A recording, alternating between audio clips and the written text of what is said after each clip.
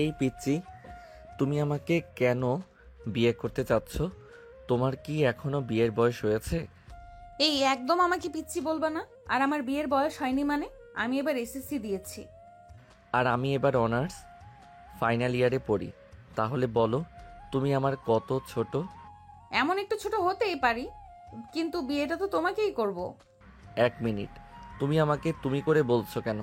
আমি তোমার অনেক বড়, আমাকে আপনি করে ডাকবে। হবু জামাইকে আপনি করে ডাকতে নেই। তাছাড়া বিয়ের পর থেকে তো তুমি করেই ডাকতে হবে। তাই আগে থেকেই প্র্যাকটিস করছি, যেন পরে কোনো সমস্যা না হয়। কিসের হবু বর আর কিসের বিয়ে? আমি তোমাকে বিয়ে করব না। না বাবু, আমি তো তোমাকেই বিয়ে করব। আর তোমাকেও আমাকেই বিয়ে করতে হবে। আসছে, ওকে নাকি বিয়ে করতে হবে? তোমাকে বিয়ে করাটা কি বাধ্যতামূলক নাকি?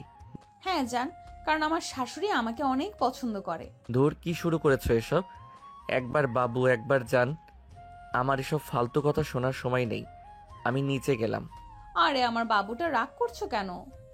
অরণ্য তখন কিছু না বলেই তৃষার রুম থেকে বেরিয়ে যায়। তখন তৃষাও তার পিছে পিছে যায়। অরণ্য সিঁড়ি দিয়ে নামার সময় দেখে তারও তৃষার বাবা মা হাসাহাসি করছে আর মিষ্টি মুখ করছে।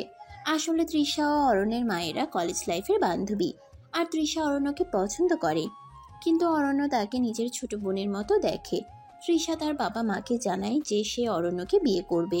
তখন তারা অরণ্যের বাবা মায়ের সাথে ফোনে কথা বলে। তারপর দুই পরিবারই রাজি হয়। আর আজকে অরণ্যরা সবাই তৃষার বাড়িতে এসেছিল বিয়ের দিন তারিখ ঠিক করতে।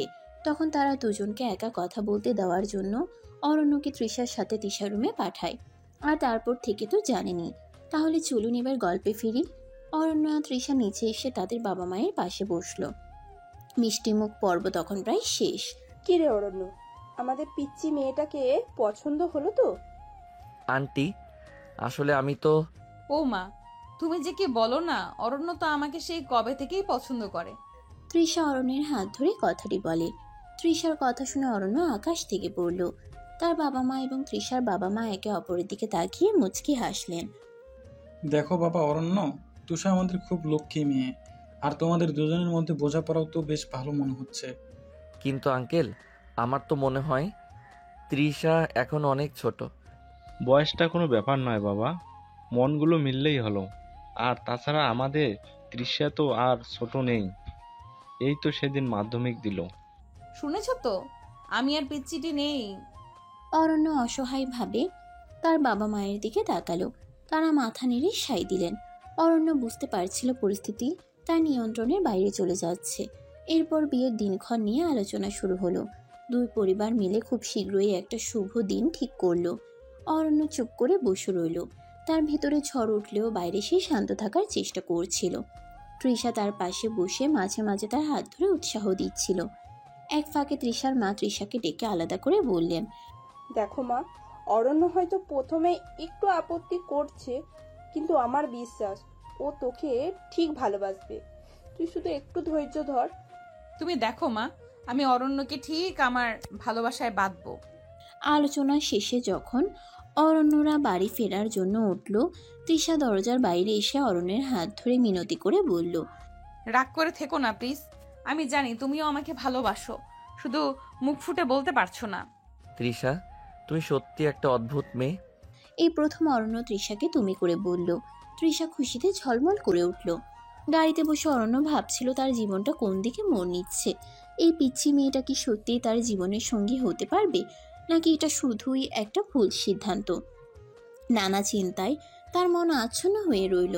অন্যদিকে তৃষা তার ঘরে গিয়ে আয়নার সামনে দাঁড়ালো। তার চোখে মুখে আনন্দের ঝিলিক। সে মনে মনে বলল, দেখো অরণ্য, আমি ঠিক তোমাকে আমার করবই। তৃষা মনে মনে বলে। এরপর থেকে অরণ্য আর তৃষার মধ্যে টুকটাক কথা হতে শুরু করলো। তৃষা নানা অজুহাতে অরণ্যকে ফোন করত, মেসেজ করত। প্রথমে বিরক্ত হলেও ধীরে ধীরে অরণ্যের সেই বিরক্তিটা কমতে শুরু করলো। তৃষার সরলতা, তার মিষ্টি কথাগুলো অরণ্যের মনের কোথাও একটা দাগ কাটতে শুরু করলো। একদিন তৃষা ফোন করে অরণ্যকে তাদের বাড়ির ছাদে আসতে বলল। বিকেলে ছাদে গিয়ে অরণ্য দেখলো সুন্দর করে বেলুন আর ফুল দিয়ে সাজানো হয়েছে। মাঝখানে একটা ছোট টেবিলের উপর রাখা দুটো চায়ের কাপ আর কিছু স্ন্যাক্স। কেমন সারপ্রাইজ দিলাম বলো তো? এসব তুমি করেছো? হ্যাঁ, তোমার সাথে একটু শান্তিতে চা খাবো বলে। তারা দুজনে চুপচাপ কিছুক্ষণ বসে চা খেলো। পরন্ত বিকেলের আলোয় তৃষার মুখটা আরো মায়াবী লাগছিল। অরণ্য অপলক দৃষ্টিতে তার দিকে তাকিয়ে রইল। তুমি কি এখনো রাগ করে আছো আমার উপর? না, আর রাগ নেই। তাহলে কি এখন থেকে আমরা বন্ধু? বন্ধু তো আমরা ছিলামই। এখন এখন হয়তো তার থেকেও বেশি কিছু। সত্যি? হ্যাঁ। সেই প্রথম তাদের মধ্যে একটা অন্যরকম অনুভূতি জন্মালো। রাগী স্বামীর মুখোশের আড়ালে থাকা মানুষটা ধীরে ধীরে পিচ্ছি বউয়ের ভালোবাসায় ডুবতে শুরু করলো। এরপর এরপর তাদের ভালোবাসার গল্প কোন নতুন মন নেবে? অরণ্য কি সত্যি তৃষাকে মন থেকে মেনে নিতে পারবে? তাদের অসমবয়সী প্রেম কি সমাজে কোনো বাধা সৃষ্টি করবে? জানতে হলে অপেক্ষা করতে হবে পরবর্তী পর্বের জন্য। বিয়ের দিন যতই এগিয়ে আসতে লাগলো, দুই বাড়িতে ততই ব্যস্ততা বাড়তে শুরু করলো। তৃষার বাড়ি জুড়ে উৎসবের আমেজ, আত্মীয় স্বজনে ভরে উঠেছে চারপাশ। গায়ে হলুদের ধুম লেগেছে, চলছে নানা ধরনের লোক নৃত্য আর গান। তৃষার মা আর তার বান্ধবীরা মিলেমিশে সব কাজ সামলাচ্ছেন। তৃষার চোখে মুখে আনন্দের ঝিলিক, নতুন জীবনের স্বপ্নে বিভোর সে। অন্যদিকে অরণ্যের বাড়িতেও বিয়ের তোড়জোড় চলছে। যদিও অরণ্যের মনে এখনো কিছুটা দ্বিধা কাজ করছে, তবুও পরিবারের চাপে এবং তৃষার ভালোবাসার কাছে সে নিজেকে সমর্পণ করেছে। তার মা সব অনুষ্ঠানে ছেলের পাশে থাকছেন এবং তাকে সাহস যোগাচ্ছেন।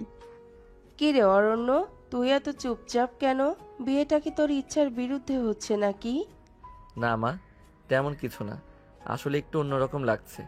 তৃষা এখনো অনেক ছোট তো, তাই ভাবছি সব ঠিকঠাক হবে তো। বোকা ছেলে, ভালোবাসার কোনো বয়স হয় না। আর তৃষা যেমন মিষ্টি মেয়ে, ও ঠিক সংসার সামলাতে পারবে। তুই শুধু ওকে ভালোবেসে আগলে রাখিস। তুমি ঠিক বলছো মা। আসলে তৃষার সরলতা আর ভালোবাসার কাছে আমি হার মেনেছি। গায়ে হলুদের দিন তৃষাকে হলুদ রঙা সুন্দর শাড়িতে অপরূপ লাগছিল। তার হাসিতে চারপাশ আলোকিত হয়ে উঠেছিল। বান্ধবীরা তাকে ঘিরে গান গাইছিল আর হলুদ মাখাচ্ছিল। অরণ্য দূর থেকে সেই দৃশ্য দেখছিল আর তার ঠোঁটের কোণে হালকা মিষ্টি হাসি ফুটে উঠছিল। পরের দিন ছিল বিয়ের দিন। সকাল থেকেই ব্যস্ততা তুঙ্গে। তৃষাকে সুন্দর করে সাজানো হচ্ছিল। লাল বেনারসি, সোনার গয়না আর ফুলের মালায় তাকে এক স্বপ্নপুরী রাজকন্যার মতো লাগছিল। অরণ্য পাঞ্জাবি আর শেরওয়ানিতে সেজে প্রস্তুত। বিয়ে বাড়ির গেটে সানাইয়ের সুর বাজছিল। আত্মীয় স্বজন আর বন্ধুদের ভিড়ে উৎসব মুখর পরিবেশ। অরণ্য যখন বিয়ের মণ্ডপে এসে বসলো, তার চোখ বারবার তৃষাকে খুঁজছিল। কিছুক্ষণ পর তৃষাকে যখন মঞ্চে আনা হলো, অরণ্য পলক ফেলতে পারছিল না। লজ্জায় রাঙা মুখ, অপলক চোখের চাহনি। তৃষা যেন সত্যিই কোনো স্বর্গীয় অপ্সরা। তাদের চার চোখের মিলন হলো, আর সেই মুহূর্তে দুজনের মনে এক নতুন অনুভূতির সৃষ্টি হলো। বিয়ের সমস্ত আচার অনুষ্ঠান ধীরে ধীরে সম্পন্ন হলো। অগ্নি সাক্ষী রেখে সাত পাখে বাঁধা পড়ল দুটি মন। অরণ্য আলতো করে তৃষার হাতে হাত রাখলো। সেই স্পর্শে এক নতুন সম্পর্কের সূচনা হলো। বিয়ের পর তৃষা যখন প্রথম শ্বশুর বাড়িতে এলো, কিছুটা নার্ভাস ছিল, কিন্তু অরণ্যের মা তাকে খুব সহজেই আপন করে নিলেন। বাড়ির অন্যান্য সদস্যরাও তাকে ভালোবাসে ভরিয়ে দিল।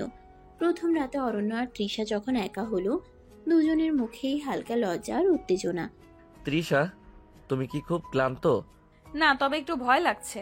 ভয় পাওয়ার কিছু নেই, আমি তো তোমার পাশেই আছি। অরণ্য আলতো করে তৃষার হাত ধরল। তাদের অসম বয়সী প্রেম ধীরে ধীরে এক নতুন অধ্যায়ে প্রবেশ করলো। রাগী স্বামীর মনে পিচ্ছি বউয়ের জন্য ভালোবাসার বীজ অঙ্কুরিত হতে শুরু করলো। এরপর তাদের নতুন জীবন কেমন হবে, তাদের মধ্যকার সম্পর্কটা কতটা গভীর হবে, জানতে হলে অপেক্ষা করতে হবে পরবর্তী পর্বের জন্য।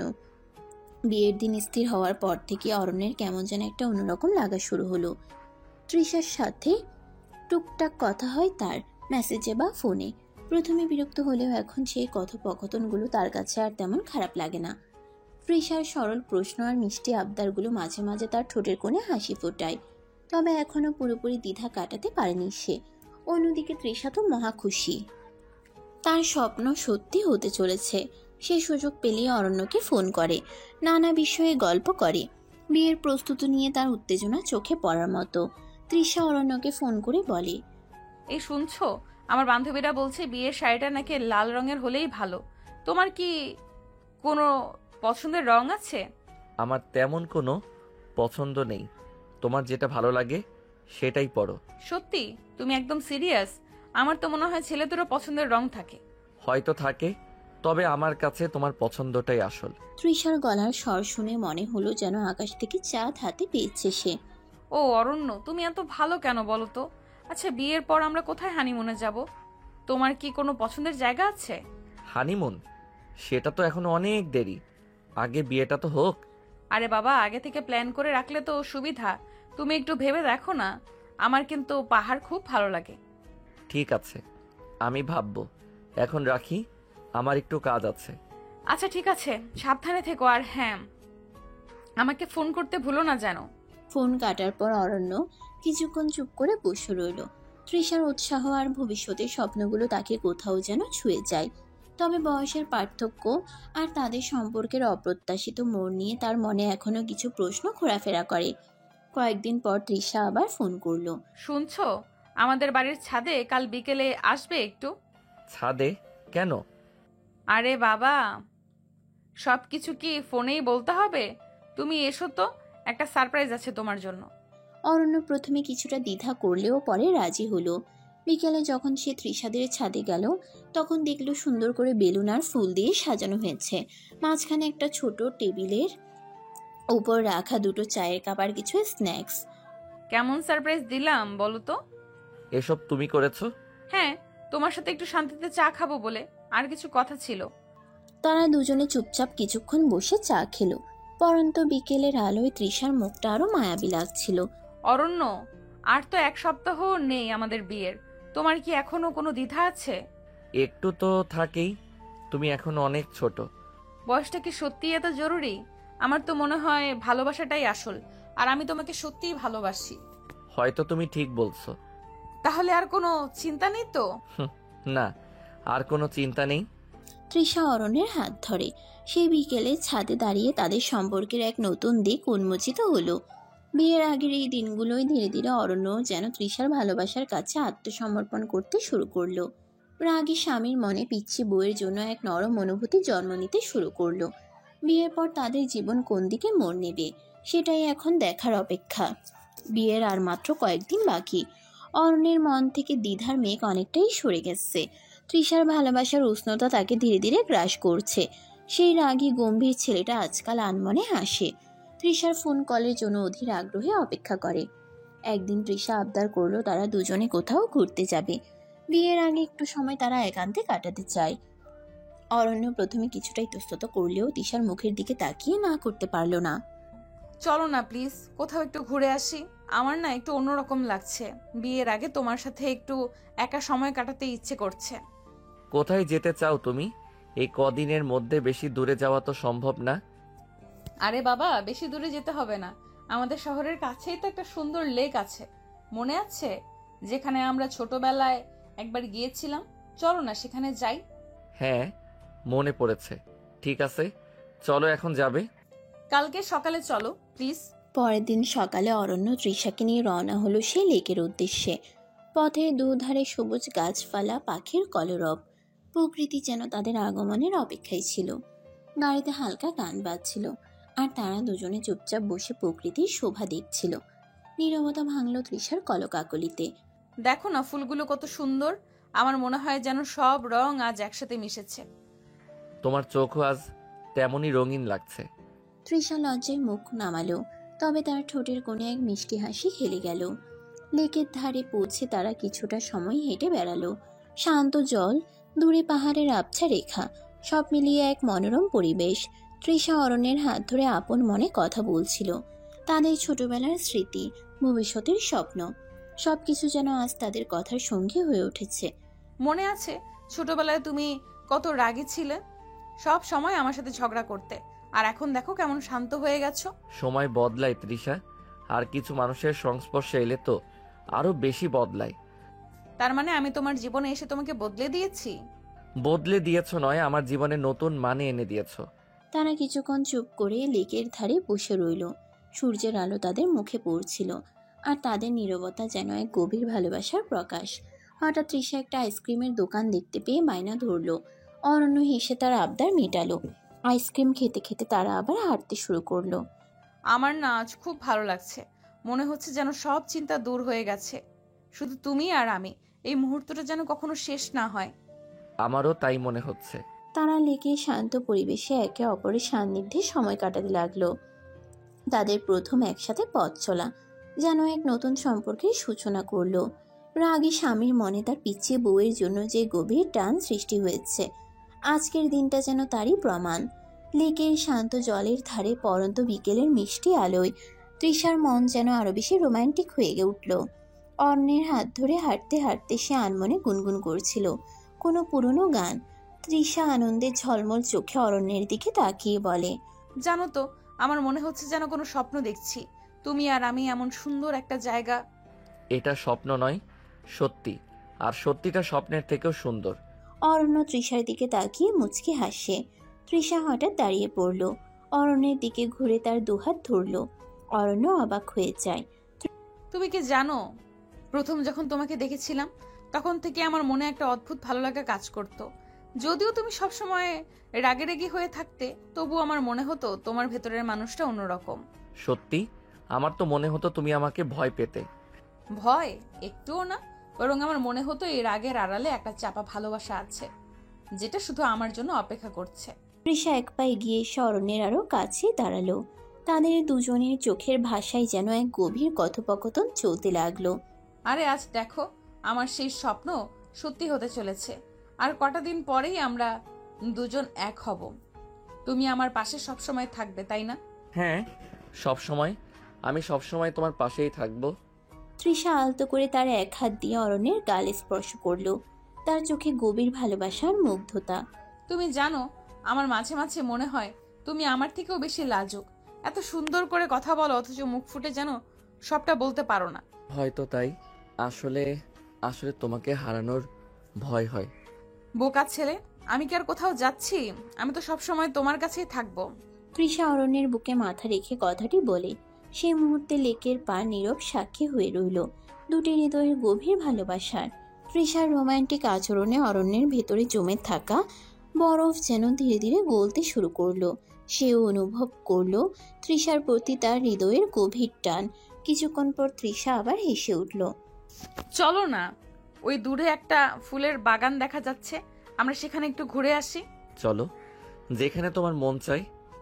অরণ্য তৃষার হাত ধরে। তারা দুজনে হাতে হাত ধরে এগিয়ে চলল রঙিন ফুলের বাগানের দিকে। তাদের প্রথম একসাথে পথ চলা ভালোবাসার রঙে আরো রঙিন হয়ে উঠল। রঙিন ফুলের বাগানে কিছুক্ষণ সময় কাটানোর পর সূর্য পশ্চিম আকাশে ঢলে পড়ল। দিনের আলো ম্লান হয়ে আসতে শুরু করলো, আর তাদেরও ফেরার তারা অনুভব হলো। লেকের শান্ত বাতাস আর প্রকৃতির স্নিগ্ধতা তাদের মনকে শান্ত ও স্নিগ্ধ করে তুলেছিল। গাড়িতে ওঠার পর তৃষা কিছুটা নীরব হয়ে গেল। হয়তো সারাদিনের ঘোরাঘুরি আর রোমান্টিক মুহূর্তগুলোর রেশ তার মধ্যে তখনও বিরাজ করছিল। অরণ্য গাড়ির স্টিয়ারিংয়ে হাত রাখতেই তৃষা আলতো করে তার ডান হাতটি ধরল। ক্লান্ত লাগছে? একটু, তবে খুব ভালো লাগছে। আজকের দিনটা আমার সব সময় মনে থাকবে। আমারও। কিছুক্ষণ নীরবতা। গাড়ির মৃদু গতিতে তারা শহরের দিকে এগিয়ে যাচ্ছিল। তৃষা তখনও অরণ্যের হাত ধরেছিল। ধীরে ধীরে তার চোখের পাতা ভারী হয়ে গেল। ক্লান্ত শরীর লেলিয়ে পড়ল অরণ্যের কাঁধে। গভীর ঘুমে তলিয়ে গেল সে। অরণ্য একবার তৃষার দিকে তাকালো, শান্ত ঘুমন্ত মুখ, তার লম্বা চুলগুলো অরণ্যের কাঁধে আলতো করে ছড়ানো। সেই মায়াবী দৃশ্য দেখে অরণ্যের ঠোঁটের কোণে এক গভীর ভালোবাসার হাসি ফুটে উঠল। রাগী স্বামীর মনে আজ আর কোনো রাগ নেই, শুধু একরাশ মুগ্ধতা আর পরম যত্নের অনুভূতি। সে খুব সাবধানে গাড়ি চালাচ্ছিল, যাতে তৃষার ঘুমে কোনো ব্যাঘাত না ঘটে। বাইরের আলো রাস্তার পাশে গাছপালার ফাঁক দিয়ে এসে তৃষার মুখের উপরে পড়ছিল, এক স্বপ্নীল আভা সৃষ্টি করছিল। অরণ্যের মনে হচ্ছিল এই ছোট্ট সরল মেয়েটি তার জীবনে এক নতুন আলো নিয়ে এসেছে। গাড়ি তাদের বাড়ির কাছাকাছি পৌঁছালো। অরণ্য সাবধানে তৃষাকে জাগানোর চেষ্টা করলো। তৃষা, এই যে আমরা এসে গেছি। এসে গেছি? কখন? তৃষা চোখ খুলে চারপাশ তাকিয়ে বুঝতে পারলো তারা পৌঁছে গেছে। অরণ্যের কাঁধ থেকে মাথা সরিয়ে সে একটু অপ্রস্তুত হলো। সরি, আমি কখন ঘুমিয়ে পড়েছি খেয়ালই নেই। তোমার খুব অসুবিধা হয়েছে, তাই না? আরে না, বরং আমার ভালো লেগেছে। তুমি খুব শান্ত হয়ে ঘুমাচ্ছিলে, আর ঘুমানোর সময় তোমাকে অনেক কিউট লাগছিল। অরণ্যের কথাটি শুনে তৃষার মুখ লজ্জায় লাল হয়ে যায়। গাড়ি থেকে নেমে তারা বাড়ির দিকে এগিয়ে গেল। তৃষা তখন অরণ্যের হাত ধরেছিল। আজকের দিনটা তাদের সম্পর্কের এক নতুন অধ্যায়ের সূচনা করলো। একে অপরের প্রতি তাদের অনুভূতি আরো গভীর হলো। বিয়ের বাকি দিনগুলো তারা আরো ঘনিষ্ঠভাবে ভালোবাসার বাঁধনে জড়িয়ে পড়বে, সেটাই এখন দেখার অপেক্ষা। লেকের ধারে একান্তে সুন্দর সময় কাটানোর পর অরণ্য তৃষাকে নিয়ে তাদের বাড়ির দিকে রওনা হলো। গাড়িতে দুজনের নীরবতা ভালোবাসার এক নতুন ভাষা সৃষ্টি করলো। তৃষাদের বাড়ির সামনে গাড়ি থামিয়ে অরণ্য দরজা খুলে বেরিয়ে এলো। তৃষাও তার পেছন পেছন নামলো। তাহলে আসি, সাবধানে থেকো। আচ্ছা, তুমি সাবধানে যেও। অরণ্য যখন বাড়ির গেটের দিকে যাচ্ছিল, তার বাবা মা বারান্দায় দাঁড়িয়ে তাদের দেখছিলেন। কি বাবা, এত রাত হলো? অরণ্য, তুমি ভেতরে এসো তো। না আঙ্কেল, আসলে অনেক রাত হয়ে গেছে, আমার এখন যাওয়া উচিত। এত রাতে একা একা যাবে? রাস্তায় কোনো অসুবিধা হতে পারে, আজ এখানেই থেকে যাও। আজ এখানে? কিন্তু আন্টি। কোনো কিন্তু নয়, এত রাতে আর তোমাকে একা ছাড়ছি না। ভেতরে এসো, আমরা তোমার থাকার ব্যবস্থা করছি। তুষা, তুমি অরণ্যের হাত ধরে ভেতরে নিয়ে এসো। তৃষা অরণ্যের দিকে তাকিয়ে মুচকি হাসলো। অরণ্য কিছুটা অপ্রস্তুত হলেও তাদের আন্তরিকতায় না করতে পারল না। তৃষা তার হাত ধরে বাড়ির ভেতরে নিয়ে গেল। বসার ঘরে তৃষার বাবা মা অরণ্যের সাথে কিছুক্ষণ গল্প করলেন। রাতের খাবার খাওয়ার জন্য তাকে জোর করলেন। অরণ্য প্রথমে রাজি না হলেও তাদের আন্তরিক অনুরোধ উপেক্ষা করতে পারল না। খাবার টেবিলে পরিবেশটা বেশ উষ্ণ ছিল। তৃষার বাবা মা অরণ্যের সাথে নানা বিষয়ে কথা বললেন। তাদের ভবিষ্যৎ পরিকল্পনা নিয়ে আগ্রহ দেখালেন। তৃষা অপলক দৃষ্টিতে অরণ্যের দিকে তাকিয়েছিল, তার চোখে কৃতজ্ঞতা আর ভালোবাসা। অরণ্য বাবা, তুমি তো এখন আমাদের পরিবারেরই একজন, কোনো সংকোচ করবে না। জি আঙ্কেল, আপনাদের এখানে এসে খুব ভালো লাগছে। তাহলে আর দেরি কেন, চলো সবাই একসাথেই রাতের খাবার খায়। এরপর তারা সবাই একসাথে খাবার টেবিলে বসলো। হাসি, গল্প আর আন্তরিক আলাপে রাতের খাবার পর্ব শেষ হলো। অরণ্য অনুভব করলো তৃষার পরিবারের এই উষ্ণ আতিথেয়তা তার মনের গভীরে দ্বিধা দূর করে দিয়েছে। রাগী স্বামীর মনে তার পিচ্চি বউয়ের জন্য এক নতুন শ্রদ্ধার জন্ম হলো। আজকের সন্ধ্যাটা যেন তাদের সম্পর্কের পথে একটি নতুন মাইলফলক স্থাপন করলো। রাতের খাবার শেষে তৃষার বাবা অরণ্যের থাকার জন্য গেস্ট রুমটি দেখিয়ে দিলেন। ক্লান্ত অরণ্য ধন্যবাদ জানিয়ে সেদিকে এগিয়ে গেল। গেস্ট রুমে ঢুকে দরজা বন্ধ করতে এসে চমকে উঠল। পেছন থেকে কেউ একজন ঘরে ঢুকে দরজার সিটকিনি দিয়ে আটকে দিয়েছে। অরণ্য হকচকিয়ে ঘুরে দেখল তৃষা। তৃষা, তুমি এখানে এই সময়ে? একটু রোম্যান্স করতে এলাম আর কি। হ্যাঁ, রোম্যান্স মানে? কথা শেষ না হতেই তৃষা অরণ্যকে এক ধাক্কা মারল। অরণ্য সামলাতে না পেরে খাটের উপর পড়ে গেল। মুহূর্তের মধ্যেই তৃষা তার উপর ঝুঁকে পড়ল এবং তার ঠোঁট জোড়া নিজের ঠোঁটের মধ্যে পুরে নিল। অরণ্যের চোখে বিস্ময়ে বিস্ফোরিত হলো। তৃষার আকস্মিক এবং সাহসী আক্রমণে সে হতবাক হয়ে গিয়েছিল। তৃষা এমনভাবে তাকে ধরেছিল যে প্রথম কয়েক মুহূর্ত সে নিজেকে ছাড়ানোর চেষ্টাও করতে পারল না। তৃষার ঠোঁটের উষ্ণ স্পর্শে তার শরীরে যেন একটা স্রোত বয়ে গেল। কিছুক্ষণ পর যখন তৃষা অরণ্যের জামার বোতাম খোলার চেষ্টা করলো, তখন যেন অরণ্যের সম্বিত ফিরল। সে দ্রুত হাত বাড়িয়ে তৃষার হাত ধরল এবং তাকে সরিয়ে একপাশে ঠেলে দিল। এটা ঠিক না তৃষা, এখন এসব করা উচিত নয়। যা করার বিয়ের পরেই হবে। তৃষা প্রথমে কিছুটা অপ্রস্তুত হয়ে গেল। অরণ্যের অপ্রত্যাশিত প্রতিক্রিয়ায় সে যেন থমকে গিয়েছিল। কিছুক্ষণ নীরব থাকার পর তার মুখ লাল হয়ে উঠল। সরি, আমার ভুল হয়ে গেছে। আমি আসলে একটু বেশি আবেগপ্রবণ হয়ে গিয়েছিলাম। তৃষা আর এক মুহূর্তও সেখানে দাঁড়ালো না, দ্রুত দরজা খুলে ঘর থেকে বেরিয়ে গেল। অরণ্য হতভম্বের মতো খাটের উপরে বসে রইল। তার বুকের ভেতর তখনও ধুকপুক করছিল। তৃষার সে আকস্মিক চুম্বন এবং তার সাহসী পদক্ষেপ অরণ্যের মনে এক নতুন আলোড়ন সৃষ্টি করল। রাগী স্বামীর মনে তার পিচ্ছি বউয়ের প্রতি অন্যরকম এক অনুভূতি জন্মালো। একদিকে বিস্ময়, অন্যদিকে এক চাপা উত্তেজনা। রাতের নিস্তব্ধতায় অরণ্য একা বসে ভাবতে লাগলো, বিয়ের পর তাদের জীবন কোন দিকে মোড় নেবে। ভোরের আলো ফুটতেই অরণ্যের ঘুম ভাঙল। গত রাতের অপ্রত্যাশিত ঘটনা তার মনকে কিছুটা এলোমেলো করে রেখেছিল। বিছানায় উঠে বসতেই তার ফোনটা বেজে উঠল। স্ক্রিনে মায়ের নাম ভেসে উঠল। কি রে বাবা, ঘুম থেকে উঠেছিস? আজ যখন আসবি তৃষাকে সাথে নিয়ে আসিস তো। তৃষাকে? কেন মা? আরে বাবা, বিয়ের আর কদিন বাকি, এখন থেকেই তো কাজকর্ম শুরু হবে। আর তাছাড়া মেয়েটা একা একা শ্বশুরবাড়িতে আসবে নাকি? তুই বরং ওকে সাথে করে নিয়ে আয়। ঠিক আছে মা, আমি কথা বলছি। ফোন রেখে অরণ্য কিছুক্ষণ চুপ করে বসে রইল। গতকাল রাতের ঘটনা এবং মায়ের এই অপ্রত্যাশিত অনুরোধ সব মিলিয়ে তার মনে একটা মিশ্র অনুভূতি কাজ করছিল। ফ্রেশ হয়ে অরণ্য নিচে গেল। তৃষার বাবা মা তখন নাস্তার টেবিলে বসেছিলেন। আঙ্কেল, আসলে আমার মা ফোন করেছিলেন। তিনি বলছিলেন আজ যখন আমি যাব তখন যেন তৃষাকে সাথে করে নিয়ে যাই। বিয়ের কিছু কাজ শুরু হবে তো, তাই। হ্যাঁ বাবা, তাতে আর অসুবিধা কি? এখন তো তোমরা এক পরিবারেরই অংশ। তুষা তো তৈরিই আছে মনে হয়। হ্যাঁ অরণ্য, তুমি বরং তিশাকে নিয়ে যাও, আমাদেরও চিন্তা কমবে। আমি তো রেডি ছিলাম, কখন যাবে বলো? তুমি যখন বলবে।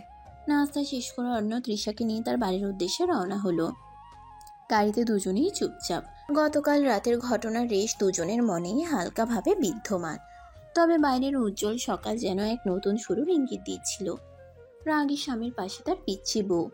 এক নতুন পথে তাদের একসাথে যাত্রা শুরু হলো। বিয়ের বাকি দিনগুলো তারা কিভাবে কাটাবে সেটাই এখন দেখার অপেক্ষা। অরণ্য গাড়ি থামিয়ে গেটের সামনে দাঁড়ালো। তৃষা তার পাশে বসে কিছুটা নার্ভাস বোধ করছিল। এই প্রথম সে অরণ্যের বাড়িতে আসছে। শ্বশুরবাড়ির পরিবেশটা কেমন হবে তা নিয়ে তার মনে নানা প্রশ্ন ঘুরপাক খাচ্ছিল।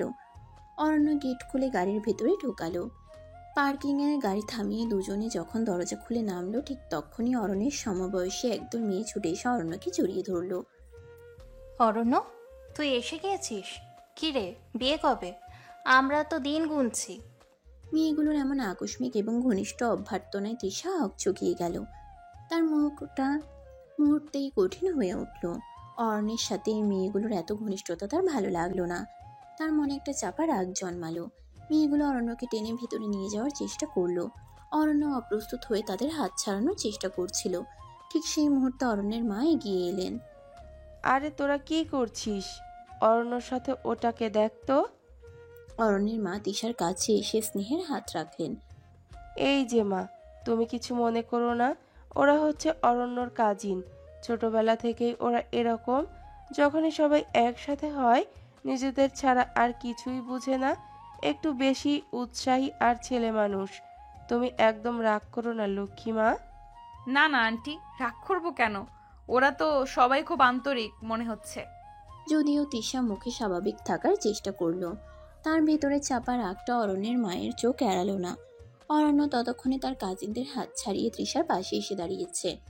হ্যাঁ তৃষা, এরা আমার ছোটবেলার বন্ধু আর কাজিন। একটু পাগলাটে আর কি। তৃষা অরণ্যের দিকে একবার তাকালো। তার চোখে তখনও হালকা অসন্তোষের ছোঁয়া। অরণ্যের মা পরিস্থিতি হালকা করার জন্য বললেন, চলো ভেতরে চলো, তোমরা ফ্রেশ হয়ে বসো, আমি তোমাদের জন্য নাস্তার ব্যবস্থা করছি। আর তোরা অরণ্যকে একটু ছাড় দিনি, ও বউ নিয়ে এসেছে, একটু তো শান্তিতে থাকতে দে। অরণ্যের মা তাদের ভেতরে নিয়ে গেলেন। তৃষা নীরবে তাদের অনুসরণ করলো। তবে তার মনের মধ্যে ওঠা রাগ তখনও পুরোপুরি শান্ত হয়নি। শ্বশুরবাড়ির প্রথম দিনেই এই অপ্রত্যাশিত অভ্যর্থনা তার মনে একটা চাপা অস্বস্তি সৃষ্টি করলো। অরণ্য কি পারবে তার এই রাগ ভাঙাতে, সেটাই এখন দেখার বিষয়। ড্রয়িং রুমে সবাই বসলো। অরণ্যের মা তৃষার পাশে বসলেন এবং তার সাথে কুশল বিনিময় করতে লাগলেন। কিন্তু অরণ্যের কাজিন মেয়েরা তখনও অরণ্যকে ঘিরে নানা রকম হাসি ঠাট্টা করছিল। কিরে অরণ্য, ভাবিকে তো একদম চুপচুপ দেখাচ্ছে, ভয় পাচ্ছে নাকি আমাদের? ভয় পাবেন না কেন? এতগুলো দার্জেল ননদ পেলে তো একটু ভয় লাগারই কথা। তোরা থামবি একটু। তৃষা নতুন এসেছে, ওকে একটু স্বস্তি দে। ওহো, এখন থেকেই বউয়ের পক্ষ নিচ্ছিস? বিয়ের পর তো আমাদের একদম ভুলে যাবি। মেয়েগুলোর এই ধরনের কথা তৃষার একদম ভালো লাগছিল না। তাদের ঘনিষ্ঠতা এবং অরণ্যের সাথে রসিকতা তার মনে তীব্র অস্বস্তি সৃষ্টি করছিল। সে আর চোখে অরণ্যের দিকে তাকাচ্ছিল, কিন্তু অরণ্য তাদের কথাই হেসে উড়িয়ে দিচ্ছিল। অরণ্যের মা সবার উদ্দেশ্যে বলে, এই তোরা এবার থাম, দেখছিস না বাড়ির নতুন বউ, একটু সম্মান দে। তৃষা মা, তুমি কিছু মনে করো না ওদের কথায়, ওরা আসলে একটু এমন। না আন্টি, কিছু মনে করিনি, ওরা তো খুব মিশুকে। যদিও তৃষা মুখে স্বাভাবিক থাকার চেষ্টা করছিল, তার ভেতরের চাপা রাগ ক্রমশ বাড়ছিল। এই মেয়েগুলো যেন তাদের ব্যক্তিগত পরিসরে অনধিকার প্রবেশ করছে। অরণ্যের তাদের সাথে এত সহজভাবে মেশাটাও তার ভালো লাগছিল না। আসলে আমাদের পরিস্থিতিটা একটু অন্যরকম। তোরা বাদ দে তো এসব। কি রে, তোদের খবর কি? ভার্সিটিতে কি হচ্ছে আজকাল? অরণ্য চেষ্টা করছিল আলোচনার মোড় অন্যদিকে ঘোরানোর, কিন্তু তিশার অস্বস্তি কমছিল না। তার মনে হচ্ছিল এই মেয়েগুলো যেন তাদের সম্পর্কের রসায়নটা নষ্ট করে দিচ্ছে। শ্বশুরবাড়ির প্রথম দিনটা তার যেমন সুন্দর হওয়ার কথা ছিল তেমনটা হচ্ছে না। অরণ্যের মা পরিস্থিতি কিছুটা আঁচ করতে পেরে মেয়েদের অন্য ঘরে যেতে বললেন। তোরা যা তো, ভেতরে গিয়ে গল্প কর গিয়ে। অরণ্য আর তৃষাকে একটু একা থাকতে দে, ওরা এতক্ষণ জার্নি করে এসেছে, একটু বিশ্রাম নিক। অরণ্যের মায়ের কথায় মেয়েরা অনিচ্ছা সত্ত্বেও উঠল এবং অন্য ঘরে চলে গেল। তৃষা একটা স্বস্তির নিঃশ্বাস ফেলল। অরণ্য তার দিকে তাকিয়ে হালকা হেসে বলল, ওরা একটু এমনই, ছোটবেলা থেকে একসাথে বড় হয়েছি তো, তাই কিছু মনে করো না। কিছু মনে করার কি আছে, তোমরা সবাই তো খুব ভালো বন্ধু। তৃষার কণ্ঠের শীতলতা অরণ্যের নজর এড়ালো না। সে বুঝতে পারল তার কাজিনদের আচরণ তৃষার মনে খারাপ লাগার সৃষ্টি করেছে। এখন তাকে এই পরিস্থিতি সামাল দিতে হবে। অরণ্যের কাজিন মেয়েরা অন্য ঘরে গেলেও তাদের হাসির আওয়াজ ভেসে আসছিল। মাঝে মাঝে তাদের কেউ কেউ দরজার কাছে উকি মারছিল আর অরণ্যের সাথে দু একটা দুষ্টু কথা বলছিল। তৃষার চোয়াল শক্ত হয়ে আসছিল, তার রাগ ক্রমশ বাড়ছিল। অরণ্যের মা তৃষার পাশে এসে বসলেন এবং তার হাত ধরে স্নেহের পরশ বুলিয়ে বললেন, মা, আমি লক্ষ্য করেছি অরণ্যকে ওই মেয়েগুলোর সাথে দেখে তুমি একটু রাগ করছো। তোমার রাগ করাটা খুবই স্বাভাবিক। নতুন পরিবেশে এসে এমন ঘনিষ্ঠতা দেখলে খারাপ লাগাটা স্বাভাবিক। না না আন্টি, তেমন কিছু না। বোকা মেয়ে, আমার চোখ এড়ায় না কিছু। তবে তোমাকে একটা কথা বলি, শুনে একটু শান্ত হবে হয়তো। তুমি যতগুলো মেয়েকে অরণ্যর আশেপাশে এতক্ষণ দেখলে, ওরা সবাই বিবাহিত। তৃষা কথাটা শুনে হকচকিয়ে গেল, তার চোখ বড় বড় হয়ে উঠল। বিবাহিত? বিবাহিত হলে ওরা এমন করছে কেন? আর ওনাদের হাজবেন্ডরা কিছু বলছে না কেন? ওই যে বললাম, এরা সবাই ছোটবেলা থেকেই এমন। একসাথে হলেই আর অন্য কিছু মনে থাকে না। নিজেদের মধ্যে খুনসুটি, হাসি ঠাট্টা লেগেই থাকে। ওদের মধ্যে কোনো খারাপ উদ্দেশ্য নেই মা, বিশ্বাস করো। তৃষা কিছুক্ষণ চুপ করে রইল। অরণ্যের মায়ের কথাগুলো যেন তার মনের মেয়ে কিছুটা সরিয়ে দিল। বিবাহিত জানার পর তার রাগ কিছুটা কমল। মেয়েগুলোর আচরণ হয়তো সত্যিই ছেলে মানুষের নিছক মজা করার উদ্দেশ্যই ছিল। ও আচ্ছা, আমি আসলে একটু অন্যরকম ভেবেছিলাম। আমি বুঝতে পারছি মা, নতুন জায়গায় একটু ভুল বোঝাবুঝি হতেই পারে। তবে তুমি ভেবো না কিছু। অরণ্যর মনটা খুব ভালো, আর ওই মেয়েরা তো ওর ছোটবেলার বন্ধু। ওদের মনে কোনো খারাপ কিছু নেই। তৃষা একটু শান্ত হলো, তার মুখের কঠিন ভাবটা কিছুটা নরম হলো। অরণ্যের মায়ের আন্তরিক কথাগুলো তার মনে স্বস্তি এনে দিল। তবে অরণ্যের উচিত ছিল বিষয়টি তাকে আগে জানানো। এমন একটা ভাবনা তার মনে উকি দিচ্ছিল। অরণ্যের মা তৃষাকে সাথে নিয়ে যখন খাবার টেবিলে এলেন, ততক্ষণে বাড়ির অন্যান্য সদস্যরাও এসে জুটেছে। অরণ্যের বাবা হাসি মুখে তৃষাকে স্বাগত জানালেন, কিন্তু খাবার টেবিলের পরিবেশেও অরণ্যের কাজিন মেয়েদের দুষ্টুমি কমল না। কিরে অরণ্য, বউয়ের পাশে একদম সেটে বসে আছিস যে? একটু আমাদের দিকেও তাকা। তোরা খা তো আগে, পরে কথা বলিস। আর তৃষা আমার পাশে বসলে তোদের কি অসুবিধা? অসুবিধে নেই মানে? আমাদের হবু দুলাভাইকে একটু আদর আপ্যায়ন করতে ইচ্ছে করে না বুঝি? ভাবি, একটু খেয়াল রাখবেন তো আমাদের ভাইয়ের দিকে। নিশ্চয়ই রাখবো, তবে ওনার খেয়াল নেওয়ার জন্য তো ওনার মা বোনেরাই যথেষ্ট। তৃষার এই হালকা শ্লেষ মেশানো উত্তরে মেয়েরা কিছুটা থতমত খেল। অরণ্য মুচকি হাসলো। পরিস্থিতি কিছুটা হালকা করার জন্য অরণ্যের বাবা কথা বললেন, তোরা থাম দেখি, নতুন বউয়ের সাথে কি রকম ঠাট্টা করছিস? তৃষা মা, তুমি কিছু মনে করো না ওদের কথায়। ওরা আসলে একটু বেশি ডান পিটে। হ্যাঁ মা, তুমি একদম গায়ে মেখো না। ওরা আসলে মন থেকে কিছু বলে না। খাবার পরিবেশন শুরু হলো। নানা ধরনের মুখরোচক খাবার দেখে তৃষার মন কিছুটা ভালো হলো, কিন্তু মেয়েরা সুযোগ পেলেই অরণ্যের সাথে ইয়ার্কি ফাজলামি করছিল। কখনো তার হাত ধরে টানাটানি করছিল, কখনো তার কানে ফিসফিস করে কিছু বলছিল। তৃষা চেষ্টা করছিল স্বাভাবিক থাকার, কিন্তু ভেতরে ভেতরে তার অস্বস্তি বাড়ছিল। অরণ্য, মনে আছে সেইবার তোকে আর আমাকে পুকুরে ধাক্কা মেরে ফেলে দিয়েছিল ভাবি? আপনার বর কিন্তু ছোটবেলায় খুব দুষ্টু ছিল। ও তাই বুঝি? আরে ওসব ছোটবেলার কথা ছাড় তো। খাবার টেবিলে হাসি রোল উঠলেও তিশার মনে কোথাও একটা খটকা লাগছিল। বিবাহিত হওয়া সত্ত্বেও মেয়েগুলোর অরণ্যের সাথে এত মাখো মাখো সম্পর্কটা তার কাছে স্বাভাবিক মনে হচ্ছিল না। যদিও অরণ্যের মা তাকে শান্ত করার চেষ্টা করেছিলেন, তৃষার মনে সন্দেহের বীজ যেন কোথাও একটা রয়েই গেল। এই পরিবেশে তার প্রথম দিনের অভিজ্ঞতা মোটেই আশা অনুরূপ হলো না। খাবার টেবিলে হাসি ঠাট্টার মধ্যেই হঠাৎ একটি অপ্রত্যাশিত ঘটনা ঘটল, যা মুহূর্তের জন্য সবকিছু স্তব্ধ করে দিল। অরণ্যের এক কাজিন, যে সবসময় একটু বেশি নাটকীয়তা পছন্দ করে, হঠাৎ করেই চেয়ার থেকে উঠে দাঁড়ালো। আমি তো এখনো নতুন, কিছুই আনিনি। ঠিক সেই মুহূর্তে অরণ্যের আরেক কাজিন, যে সবসময় একটু বেশি খেতে ভালোবাসে, তাড়াহুড়ো করে ফ্রিজের দিকে ছুটল। আরে এখানে তো দেখছি দারুণ ব্যাপার। মেয়েটি ফ্রিজ খুলে এক বাটি বরফ দেওয়া মিষ্টি দই বের করলো। এই যে এসে গেছে আমাদের মিষ্টি মুখ। ভাবি আনেনি তো কি হয়েছে, ফ্রিজ তো আর খালি নেই। সবাই হেসে উঠল, কিন্তু হাস্যকর ঘটনাটা এখানেই শেষ হলো না। দইয়ের বাটি হাতে উল্লাসে ফেটে পড়া মেয়েটি যখন টেবিলের দিকে ফিরছিল, তার পা কার্পেটে আটকে গেল। মুহূর্তের মধ্যেই মেয়েটি হুমড়ি খেয়ে পড়ল, আর তার হাতে বরফ দেওয়া মিষ্টি দই গিয়ে পড়ল সরাসরি অরণ্যের মুখের উপর। অরণ্য হতভম্বের মতো বসে রইল, তার সারা মুখ সাদা দইয়ে মাখামাখি।